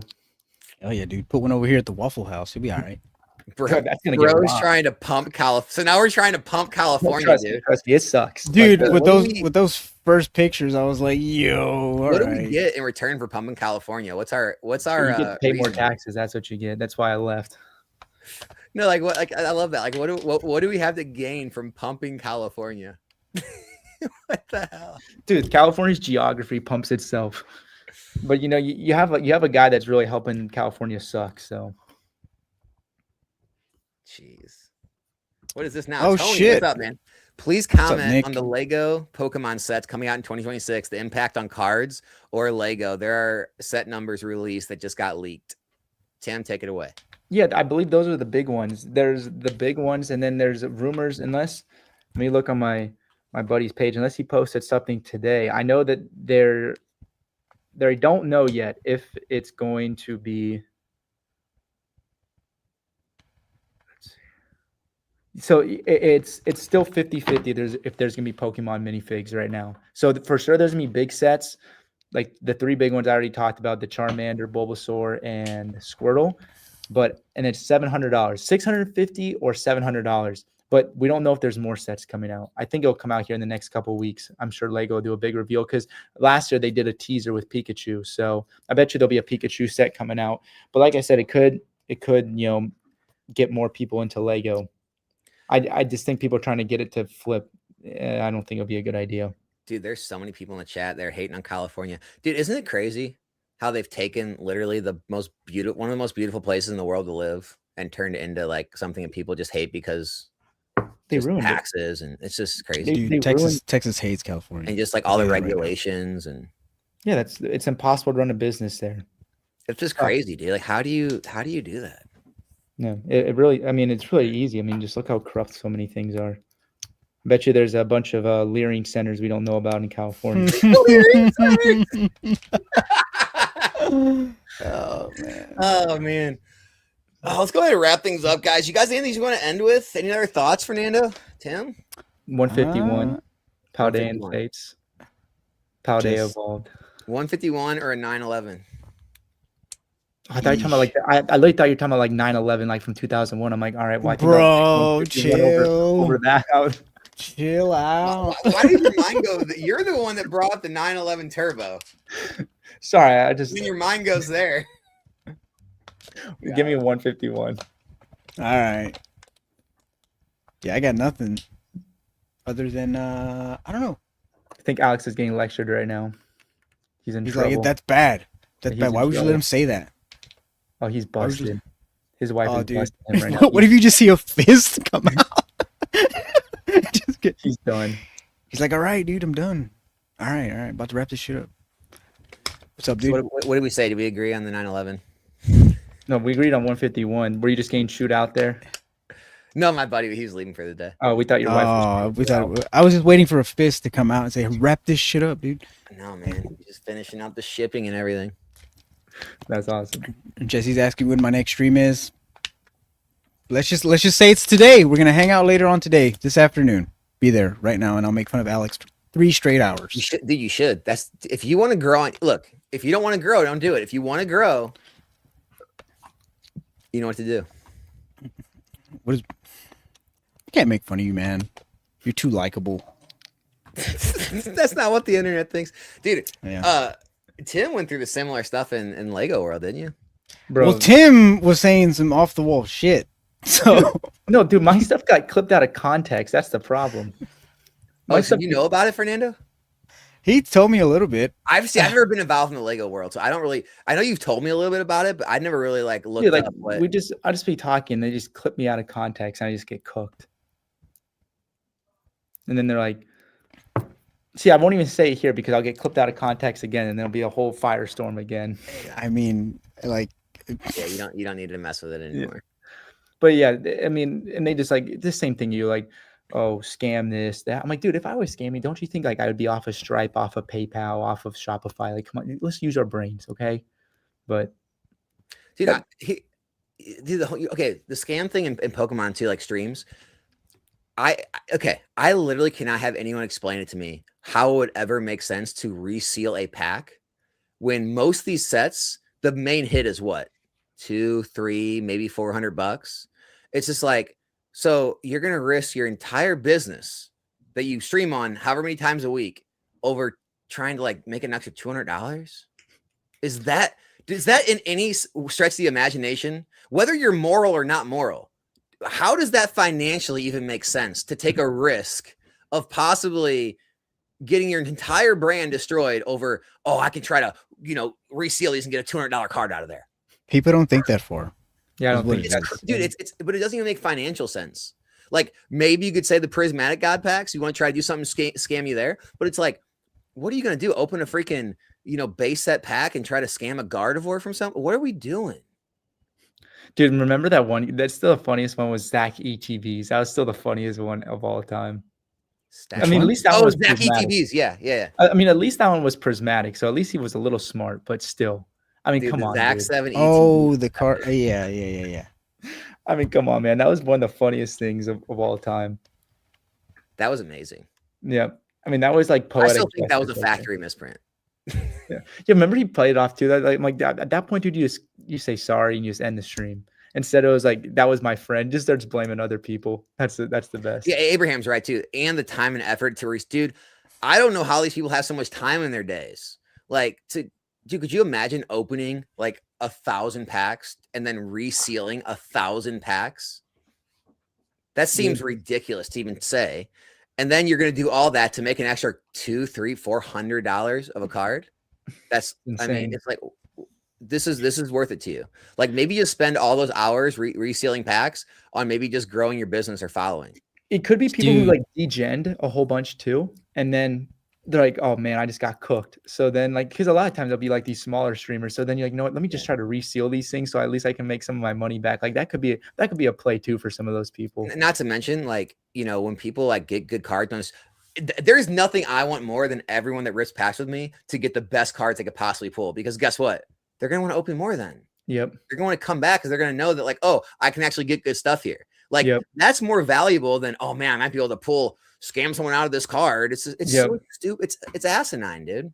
Yeah, it doesn't make any sense. If you're doing it as a business, it makes no sense. The only way it would make sense is, again, if someone degened and like, I'm going live on Whatnot one time and I'm gonna make my money back. I'm gonna peace out. And again, But even that then, type, but that type of person has like nothing to lose, probably Mhm. at the bottom of the barrel, like their Yep. last leg. They're on their last leg. Yeah, they don't give a dang. Probably. They don't give a shit, right? Yep. Well, dang, I mean, So- there's better scams than that. Why don't you just like, dude, go sell a bunch of like fake Ascended Heroes products on eBay and pre-order, and then just disappear? Like, But, right? yeah, there's plenty of things like what happened to that one guy that we were talking about before stream about the about peeling off the Shrouded Fable sticker and then Yeah, see like we should talk about that. That's crazy, dude. yeah. Like Let's, that's a let's little. end with that. Let's end with that.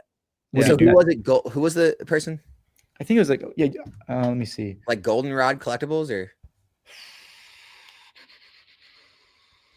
yeah, we should Yeah, talk about that. Goldenrod City Collectibles. So Goldenrod City Collectibles, guys. If you guys want to look them up, they took in here. Let me see if I can pull the video up on here real quick. Hold on.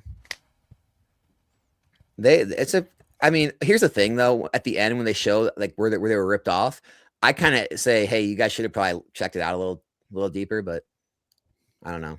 You texted me that. Mm-hmm. Let me see if I can find their Instagram. Then. Goldenrod, and it was like 17K. Yep. All right, let's see if it comes up. There they are. I think they posted like on Christmas Eve or something. Yeah, here it is. Oh, that's not a video though. Was it like their story? No, it was a video. It was. Well, anyway, here's the. I don't have the video, guys. Oh, here is a video. Hold on. Yeah, there you go. You just have to go to the reels. I don't think they can hear it. Okay, let me. All right, let me stop sharing with audio. Okay. All right, this should work. ETB cases. How? Well, simple, but also very clever. All right. Sealed. Sealed. Sealed. Sealed. The original tape, it is not double taped or anything. It says SV 3.5. For some reason, there's a blank label on that side, but these ones are all the same. They're all similar. We sold them to somebody. They opened up one case. Unfortunately, did not get it on video just because the trust was there. They trusted our product, so they didn't record opening it. They're degenerates. They like to rip stuff for fun, whatever. The contents were Shrouded Fable. Unfortunately, how does that make sense? Simple. You buy a sealed case of Pokemon Center ETBs of Shrouded Fable because it's probably maybe the cheapest one. You remove the label. You remove the little 4x6 thermal label, and then you print your own label and put it on. They removed the Shrouded Fable label, made their own 151 label because these cases at the time of this whole dealing was about $3,500 a case, compared to Shrouded Fable being about $500 to $600 a case. So they make a quick little $3,000 on scam people committing fraud, whatever. How do we tell there's not 151 in here without opening the case? Well, for starters, we can look right here, and then up there you kind of see where the And I think that's where I would have like inspected it closer, and you would have seen that, right? Like, label was removed, I mean, yeah, it even teared the cardboard. and then the Oh, label I was see that. placed on. There you go. But again, it's getting better. People are taking more chances and getting better with it. Bro, I don't Damn, know. dude. I started checking some of my sealed after. I was like, dude, that's kind of scary, man. Yeah, I feel bad for that guy. That really sucks, man. Shout out to Goldenrod City Collectibles. If you guys are looking to buy anything and they got some good prices, make sure you support them. They need it right now. Yeah. I mean, I don't know if they need it like that. Like, I'm sure they're fine, but you can't Still take a funny. freaking. I mean, there was a lot of cases. That's like a 10K plus hit. That hurts any business. Yep. But one last thing to finish off on. What do you think of these people who like? Have you noticed there's a bunch of people like, and maybe it's all legit, but it mostly happens at like shows where they claim their collection was stolen. Have you seen this? And a lot of times it's like No. then nothing ever comes out about it. It's like, was Wait, their what collection? are you saying? these guys will claim that they're all their slabs were stolen, and a Like, bunch what, of people are now file like an thinking, insurance claim or something? yeah. So people are thinking that they're just faking it to like, to be able to file an insurance claim because it's like it just happens randomly. Like they just went to their hotel room and just stole their collection. Like this was at like it's happened like multiple times, and it just seems kind of funny. That not funny, but you know what I mean. That's Just crazy. So you're trying to say you think they're faking it? that's not what I'm saying. That's what I've heard from a lot of people who like go to the shows where they've seen like these people like, yeah, Oh, I they're don't like filming it right there. yeah, they'll set something up. They'll like kind of stage it and then be like, dude, I got robbed or whatever. But it seemed to be happening more and more, especially when the market went down a little bit. All of a sudden, a bunch of people were getting their stuff stolen. So I don't know. It's just kind of funny. Yeah, be careful out there, guys. Like, I mean, How would you dispute like the insurance fraud on something like that? well, with slabs, I mean, unless you cracked them and freaking like regraded them with a new certification number, I mean, you could track down the slabs and I guess like trace back who they went from. And if it came back to where that guy that said they lost them sold them, they could get in a lot of trouble. But like boxes and cases, there's no way to track this stuff. Dude, I saw Legacy's comment and then I thought of me, right? But I don't think any of them know my real name. So I'm like, I started laughing, but I think he was just talking about like a normal one. Oh yeah. I remember the first time you told me your name, you're like, dude, I don't want to tell you. I'm like, what do you mean? He's like, because it's Tim. It's Tim. I was like, oh my gosh. Yeah, because it's so funny. I always think it's so funny that all those comments are like that all the time. It's so good, dude. Oh man, that's a really good stream, guys. Guys, Tim Republic Bricks, follow him. He's got his website. He does streams. Fernando, Future Sight Games on YouTube. He's gonna start posting content this year. We're gonna force him to. Yeah, on YouTube, TikTok, probably Instagram, everywhere. Just search it up, and even on Twitch at Fernando is live. That's the channel. We go on there. We have fun. We just chat. Nothing too serious. Just my goal for 2026 is just progress. To be honest, just progress. Yeah, Doesn't man. have to be anything crazy. Tim, what's your goal? You didn't give any goals. We're talking about personal or like business? Well, you were asking our goals. You got any? No, he said he wanted to live in. I mean, I that's just the goal. Okay. continue to grow the business, continue to increase profit margins. Personal, I want to learn German fully, and then I want to complete the whole Bible in a year. So that's those are my two goals. So That's legit. You can do the Bible in a year. I've done it. I want to do that because I always start it, but then I always like I'll just end up reading the same thing twice. So I would like to finish it. Where's German come from? Just Well, because I want to go to Germany, so I would like to know it. And when I went to Switzerland, I didn't really know it. So, and like my last name is German, so what do they speak in Switzerland? There's 4 languages. They speak French, German, Italian, and then like this weird language. They don't really speak it, but like there's 4 official languages. But those are the main 3 because there's different like Dialects. Yeah, there's different like province or not provinces, but different like counties or what they call it there. I don't know what they call it there, but they're basically like different little like states within there where they have like there's like an Italian side, a German side, and then like a French side. This dude is running a business, trying to buy a $2 million house in California and learning German and reading the Bible in a year. That if that doesn't make you feel like you're not doing enough, I don't know what is. Fernando, what are we doing, dude? Dude, I gotta go to work on Monday, and I'm just like, this fucking guy is just all smiles. I don't think he's got a sad bone in his body at this point. And he's young. He's got all of his hair. Look at that. I'm not saying I'm jealous, but damn, son. You kind of are a little bit. Yeah, a little bit. Well, best to everyone in 2026, man. It was a good stream. We'll do it again here coming up, guys. It's gonna be more of the same like this year from this channel, guys. We're gonna have more fun. We're gonna be more relaxed, and we're gonna let everyone else go crazy. We're gonna stay sane around here. So appreciate you guys coming on, man. Thank you guys for watching, and we'll be back in a new one soon. We are out.